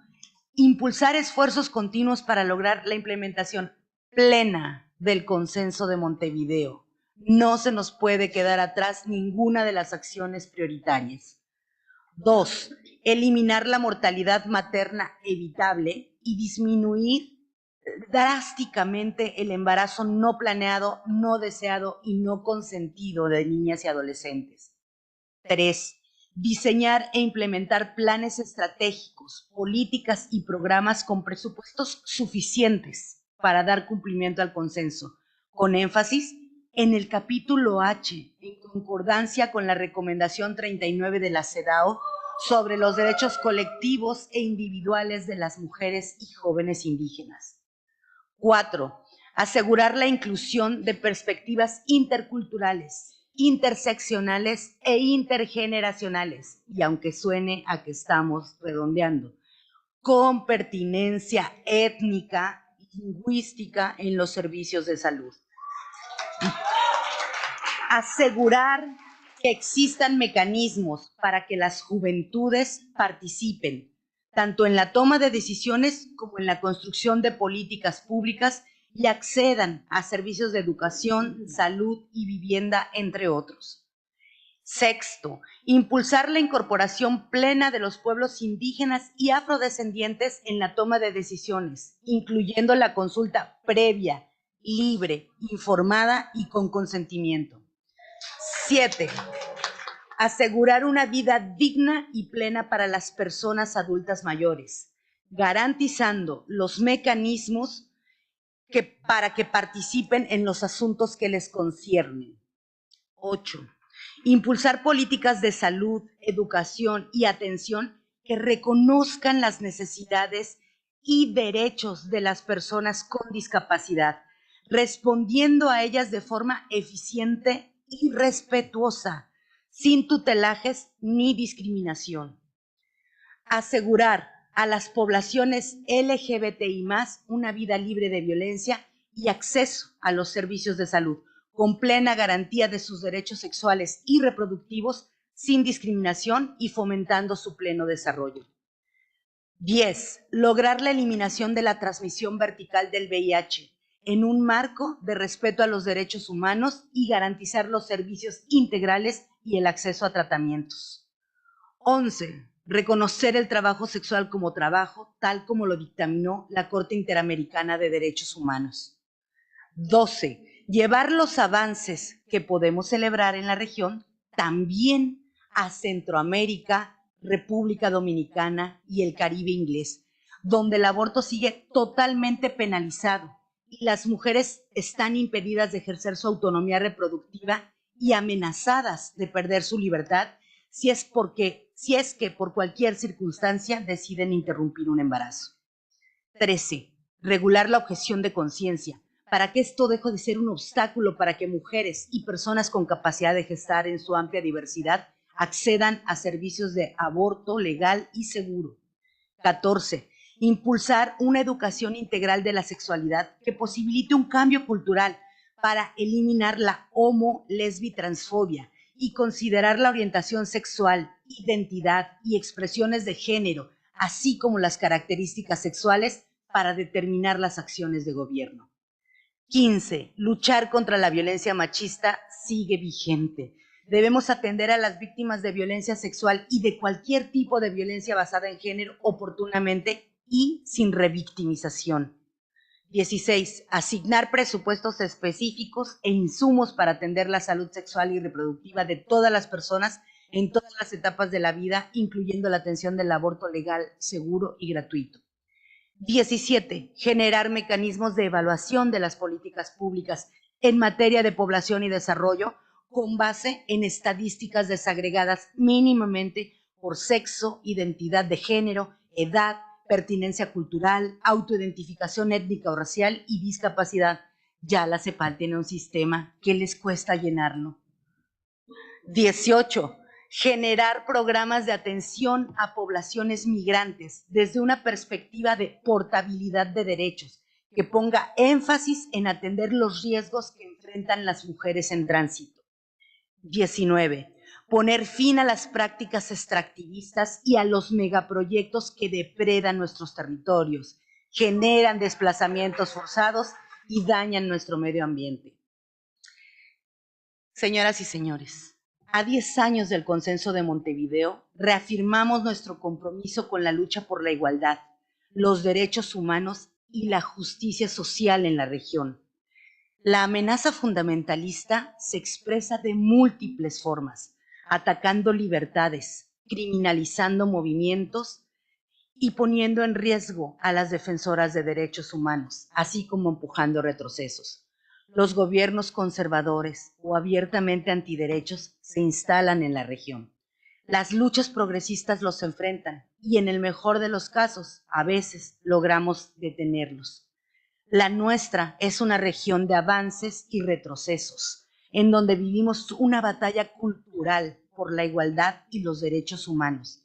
Nosotras seguiremos trabajando en colaboración con los gobiernos, las instancias multilaterales y otros actores interesados en garantizar que los compromisos del consenso se cumplan de manera efectiva. Queremos aprovechar este espacio para pronunciarnos sobre el horror de la guerra y sus consecuencias. Condenamos el ataque terrorista de Hamás en Israel, al tiempo que condenamos también enérgicamente la venganza desproporcionada que ha cobrado miles de vidas palestinas inocentes. El alto al genocidio que se escucha en las calles de nuestros países se reitera aquí con firmeza, llamándolos a ustedes, a nuestros gobiernos en la región, a adoptar medidas para poner fin. La paz nunca puede ser excusa para la guerra. El año próximo se conmemoran los 30 años de la Conferencia de Población y Desarrollo a nivel global.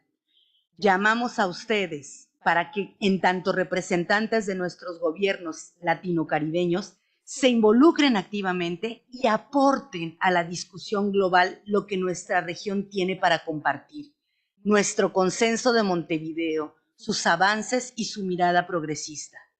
Como sociedad civil, como movimientos feministas y de juventudes, y como redes, temáticas e identitarias, continuaremos siendo una voz legítima y representativa de las personas que enfrentan desigualdades en la garantía de acceso a sus derechos. Nuestra lucha es por un mundo en el que todas las personas podamos ejercer plenamente nuestros derechos, vivir con dignidad, sin violencia y contribuir al desarrollo sostenible de nuestras sociedades. El Consenso de Montevideo es nuestra hoja de ruta. Juntas seguiremos trabajando para...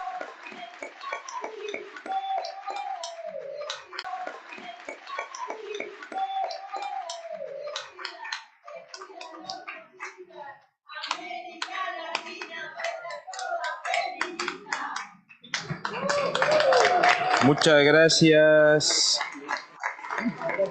a Dafne como representante de la sociedad civil por la lectura de la declaración.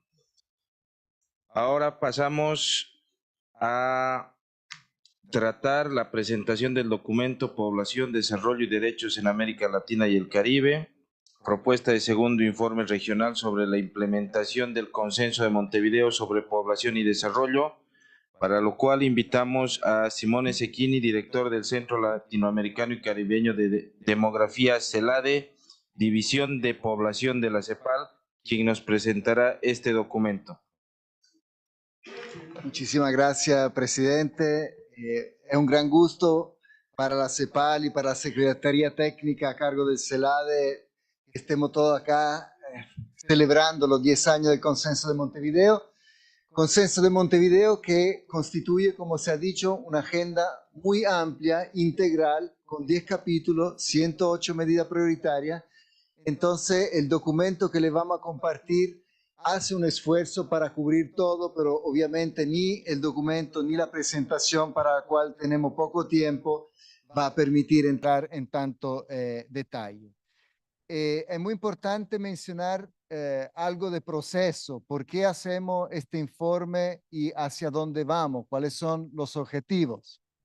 Voy a esperar un momento que haya un poquito de silencio y vamos a seguir.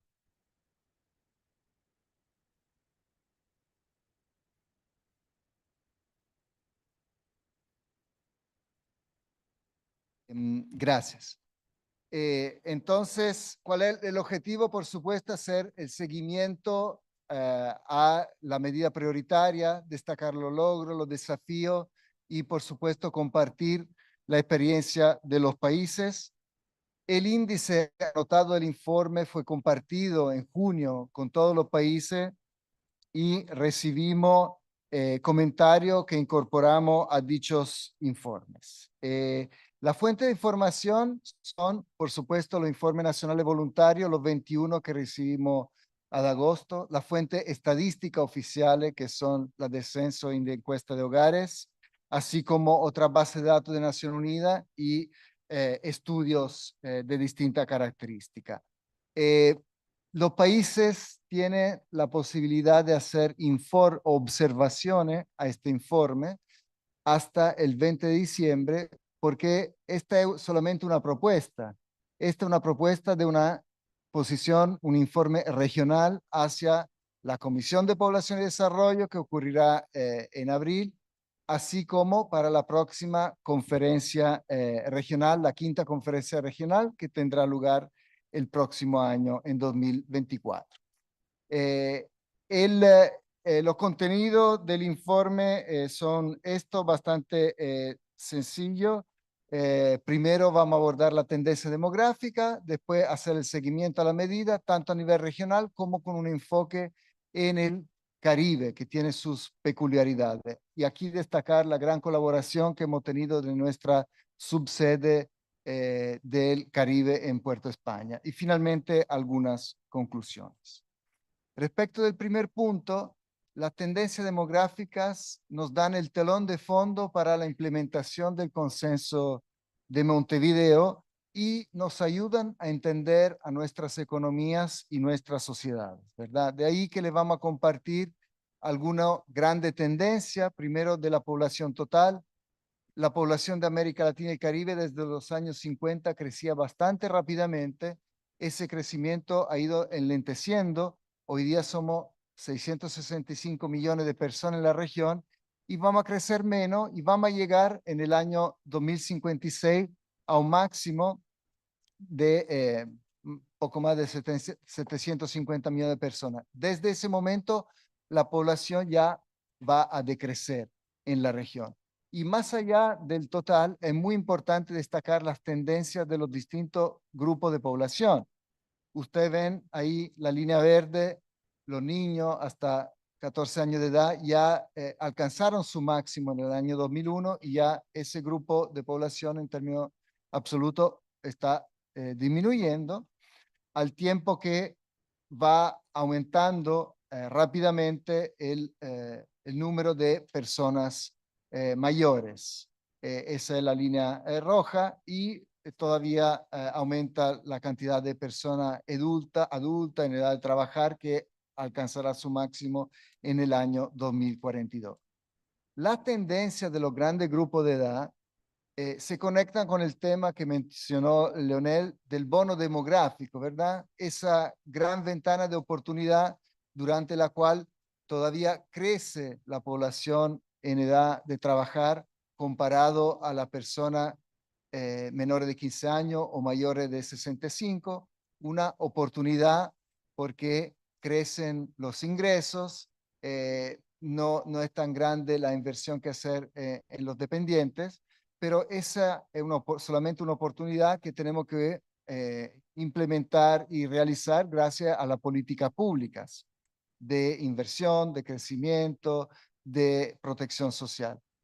Como pueden ver en la gráfica, América Latina y el Caribe pronto, y lo mencionaba Leonel, terminará su bono demográfico en el 2027. Fue un bono demográfico de 62 años, pero ya está pronto a terminar. Entonces, no tenemos ese potencial motor para el crecimiento mirando hacia adelante. Y la subregión del Caribe, ya que tuvo un bono demográfico más corto, ya lo terminó. ¿Qué está detrás del grande proceso y rápido proceso de envejecimiento de la región? Bueno, la baja de la tasa de fecundidad. Si en los años 50 cada mujer en la región tenía en promedio 5,8 hijos, hoy en día tiene 1,84. En el 1950, después del África subsahariana, éramos la segunda región en el mundo con la mayor tasa de fecundidad y ya cuando en la actualidad estamos básicamente solamente por arriba de Europa y América del Norte. Entonces, una de las regiones más envejecidas. Y esto es lo que hay que celebrar. Hay que celebrar la longevidad, el aumento de la esperanza de vida, como lo mencionaba Juan Carlos Alfonso. Esa celebración sí se acabó con el tema de la pandemia. En ese periodo, nuestra región tuvo la mayor pérdida de esperanza de vida a nivel mundial. Entre 2019 y 2021 perdimos 2,9 años de esperanza de vida, pero ya ven que en el 2023 recuperamos la esperanza de vida, está por arriba de 2019 y las proyecciones hacia el futuro son de un continuo aumento de la esperanza de vida. Es importante destacar también algunas peculiaridades subregionales y en particular la demografía del Caribe, porque como se discutió también en el seminario subregional en Antigua y Barbuda, el Caribe ya está creciendo muy poco.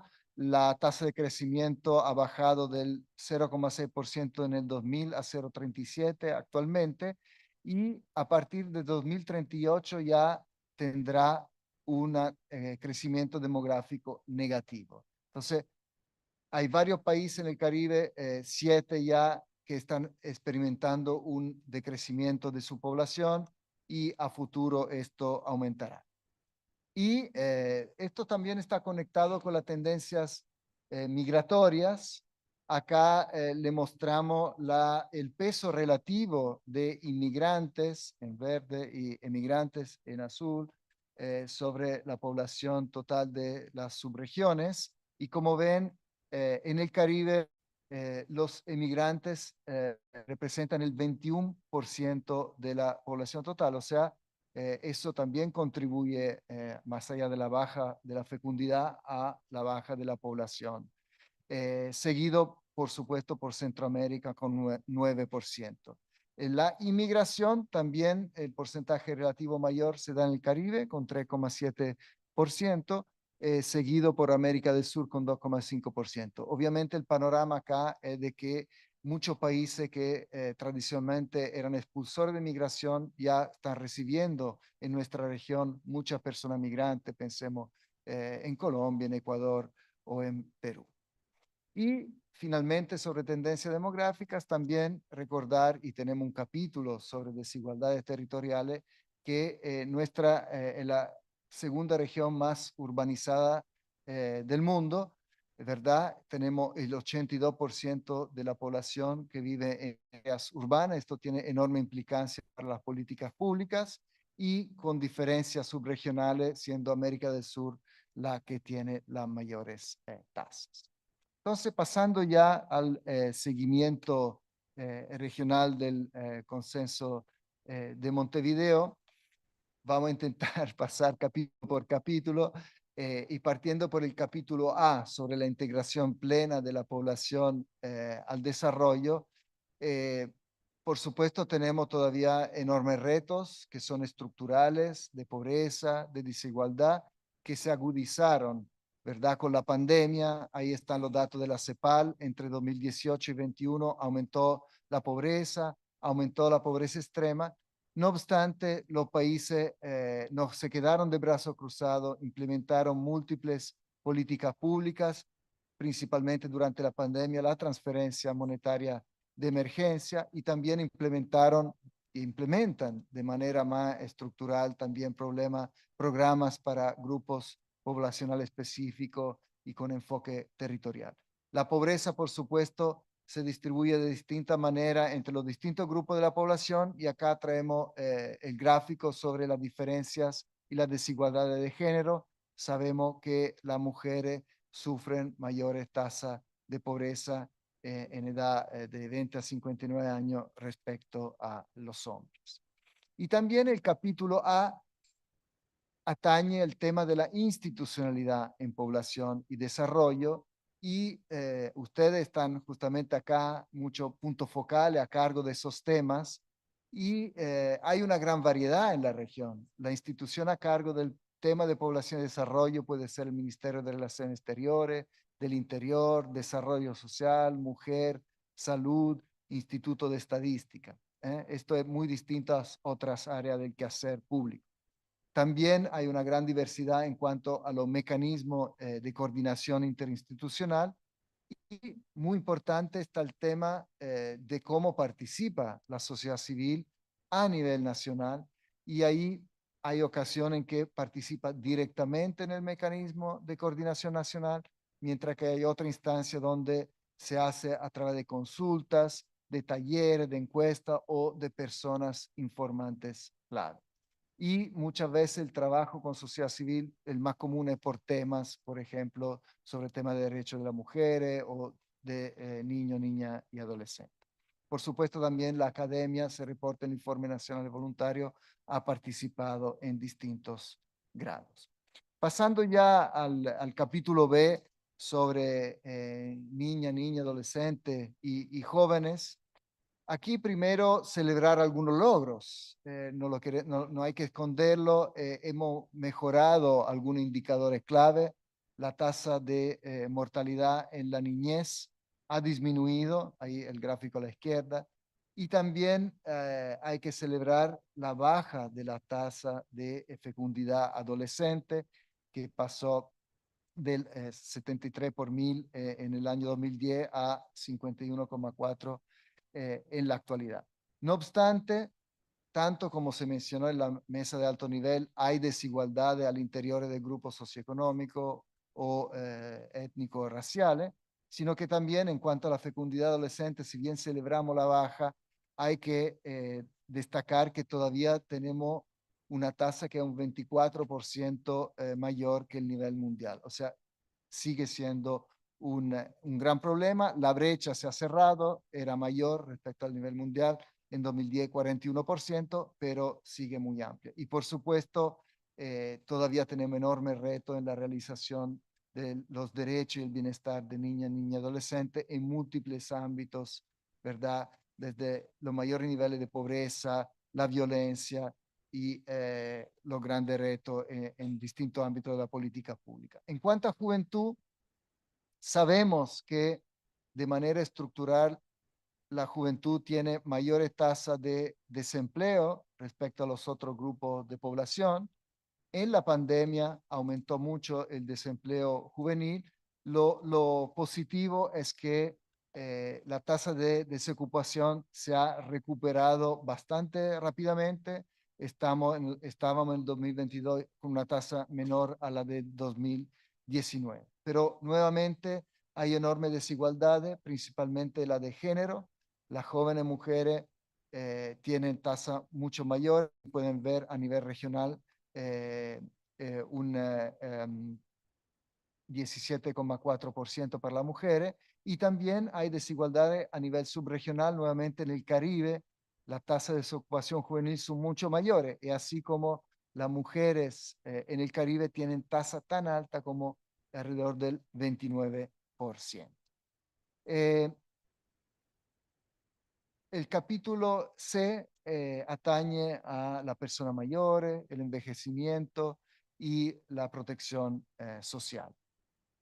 Recordar, como ya mostramos, que está aumentando el porcentaje y el peso de la población mayor. Hoy en día el 14% de la población de nuestra región tiene más de 60 años, pero al 2050 un cuarto de la población regional será mayor de 60 años. Entonces se requiere, tanto porque no lo estamos haciendo lo suficiente como porque va siempre a haber mayor cantidad de personas mayores, se requiere aumentar el esfuerzo en política pública e institucionalidad para realizar los derechos de las personas mayores. Un gran reto conectado al tema de la protección social es asegurar un ingreso básico a todas las personas mayores por medio de la protección social. Lo que es un reto porque nuestra región todavía tiene demasiado altos niveles de informalidad. Alrededor de la mitad de la población es informal, lo que significa que durante su vida laboral no cotiza a un sistema de pensiones, y cuando llega a la vida adulta mayor no tiene la posibilidad de acceder a un sistema contributivo.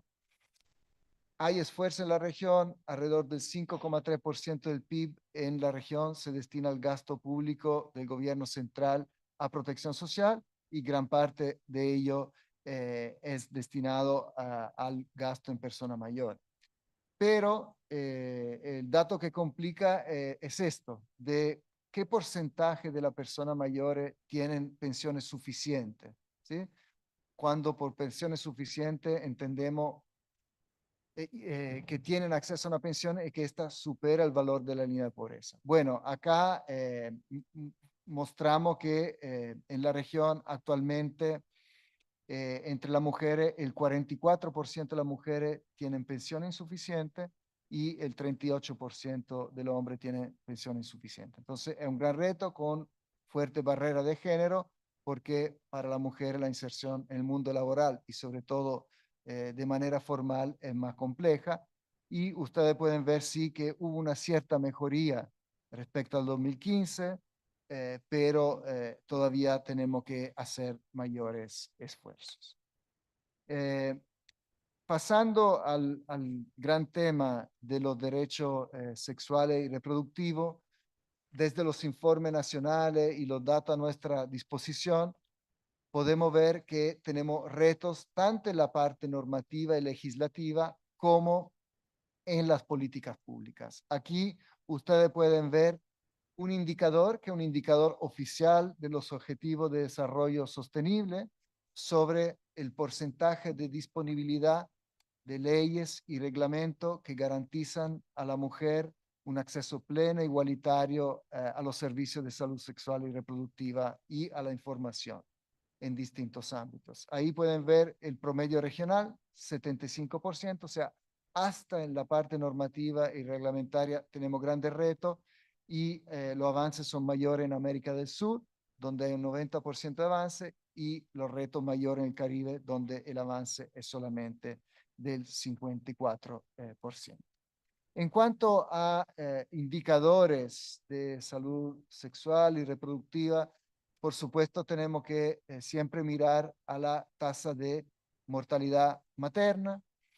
En ese sentido, la razón de mortalidad materna ha desafortunadamente subido en los últimos años y de manera muy dramática ha subido durante la pandemia de 2019 a 2020. Aumentaron en 9 las defunciones por cada 100.000 nacidos vivos. Esto se conecta a múltiples factores de desigualdad, por supuesto, de retos todavía en la atención prenatal, en la cual todavía hay brecha importante de cobertura. Avance ha habido actualmente en la región, el 96% de los partos son asistidos por personal de salud capacitado.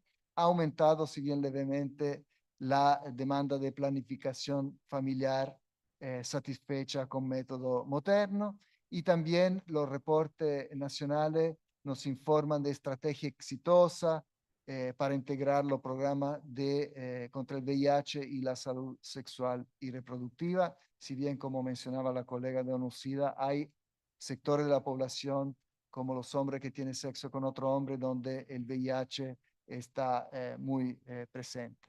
Y también en cuanto a la normatividad, hasta 2022 solamente el 31% de los países tenía normatividad en tema de aborto. Gran tema en el Consenso de Montevideo, donde se hace un llamado a luchar contra el aborto inseguro. En cuanto a igualdad de género, los retos son múltiples. Acá en esta lámina entramos al tema de la participación de las mujeres en las decisiones de política pública, donde ha habido avance. Ha habido, por ejemplo, en los últimos 3 periodos gubernamentales, a los cuales se hace seguimiento en el Observatorio de Género, y estamos llegando a un porcentaje del 29% en cuanto a presencia de mujeres en los gabinetes. Es un avance respecto al pasado, pero por supuesto estamos muy lejos de la paridad, ¿verdad? Y en los informes nacionales voluntarios, 9 países nos informan que cuenten con leyes de cuota para las elecciones de cargo de representación, y 9 han promulgado reformas constitucionales o electorales o leyes para promover la paridad.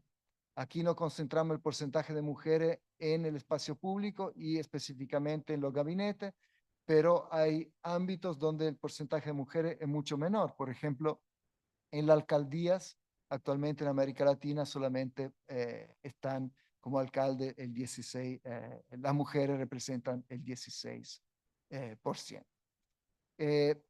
También el gran tema, más allá de la participación pública, el tema inaceptable de la violencia de género.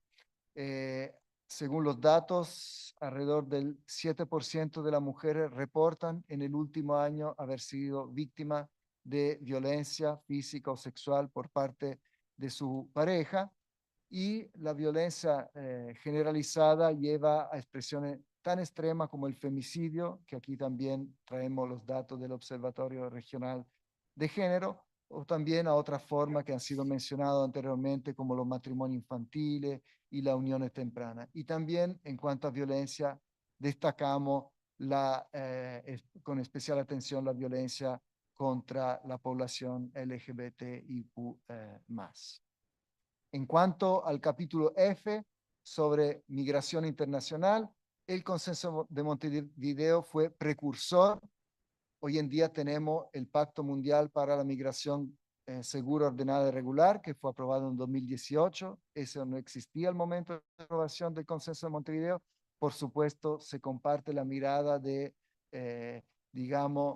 no criminalizar la migración, sino que al contrario, facilitarla. Desafortunadamente, el panorama regional es muy complejo, con temas de irregularidad, el trabajo informal aquello a lo cual acceden en mayor proporción las personas migrantes.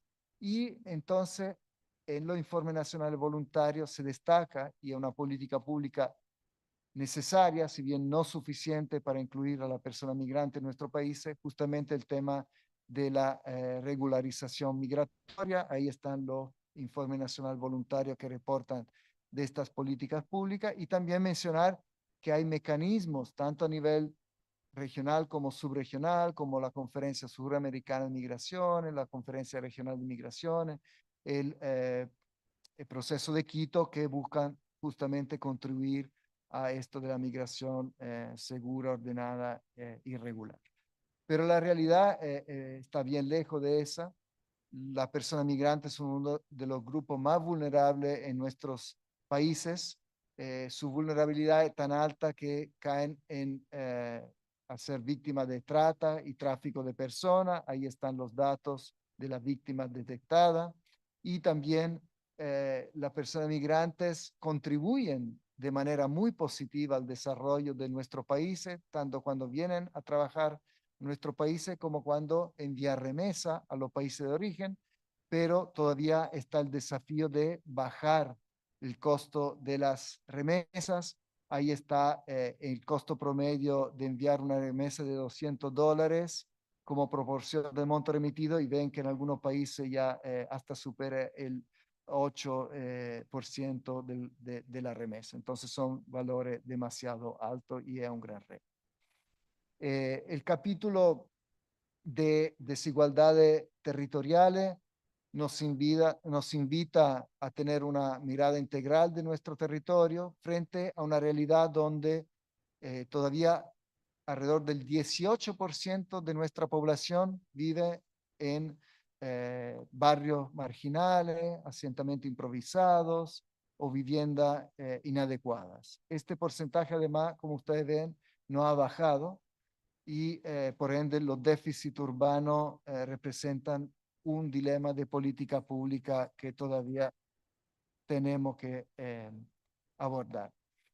En cuanto a medio ambiente, los retos son gigantescos. Aquí el gráfico reporta algo positivo, que en cuanto a cambio climático, a contaminación del aire en las ciudades, en partículas finas, esto ha ido bajando. También durante la pandemia, cuando estábamos todos encerrados, bajó mucho, pero la verdad es que la región tiene ecosistemas que son cruciales para la sostenibilidad ambiental de todo el planeta, pero décadas de actividades y práctica antrópica nociva han deteriorado gravemente el medio ambiente. El cambio climático crea mayores riesgos de desastre, y entonces los países sí tienen en sus informes nacionales voluntarios, demuestran una creciente preocupación y también aplicación de leyes al respecto.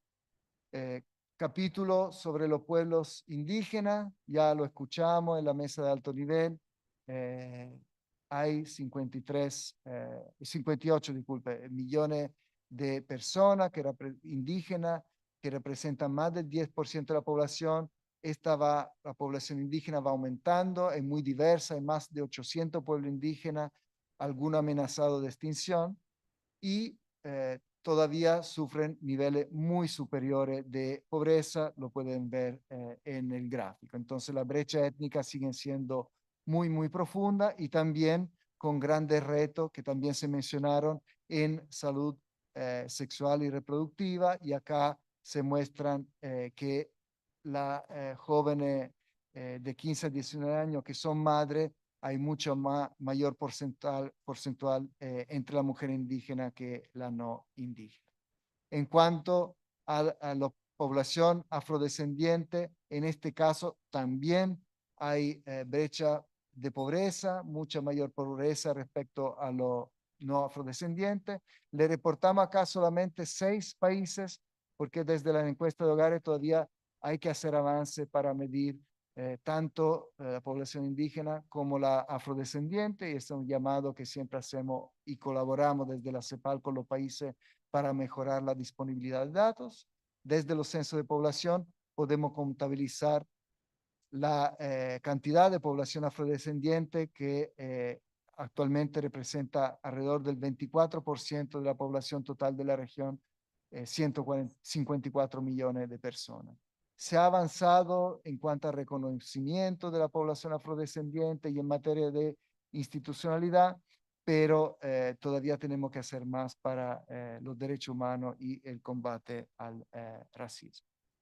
Y en caso de la mujer afrodescendiente, también hay mayores niveles de embarazo adolescente, demanda insatisfecha de servicios de planificación familiar y menor prevalencia de uso de anticonceptivo moderno respecto a la no afrodescendiente. Como el tiempo ya llegamos a la 1 y abajo está comenzando, tengo entendido, la conferencia de la cortina, también UFPA tiene el evento de 8.000 millones. Las conclusiones las dejo a su lectura en el informe. Espero que puedan acceder. Está en línea desde ayer. El informe, hay conclusiones para cada capítulo, ¿verdad?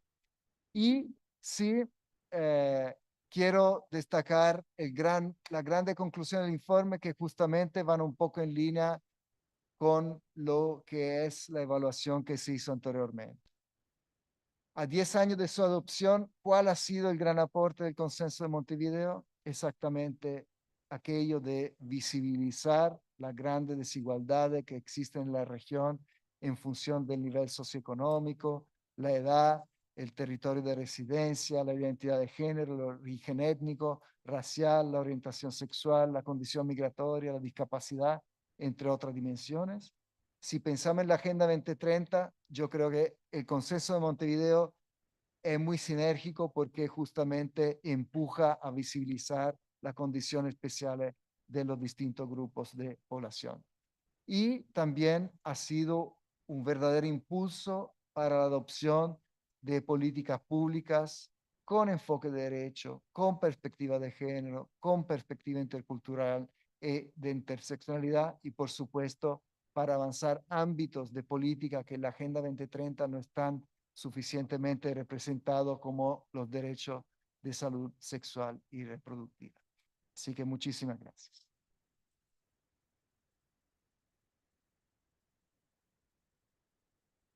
Gracias, Simone. Hemos llegado a la conclusión de este punto. Les recordamos que en la sala Celso Furtado, como adelantaba Simone, va a tener lugar la conferencia magistral por los 75 años de la CEPAL, titulada Migraciones, Aporofobia y los retos éticos para la humanidad, reacciones ante la migración en América Latina y el Caribe, que dictará la destacada filósofa Adela Cortina. Asimismo, se puede participar de los distintos eventos paralelos que tendrán lugar durante el receso. 8.000 millones de personas, un mundo de posibilidades infinitas en el auditorio Fernando Feinsilber, presentación de los informes, revisión del Consenso de Montevideo a 10 años de su creación, situación de las juventudes, aula 2, y los logros y retos a 10 años de la adopción del Consenso de Montevideo en el auditorio Enrique Iglesias. Nos volveríamos a encontrar en la sala a las 14:30 horas. Muchas gracias a todos.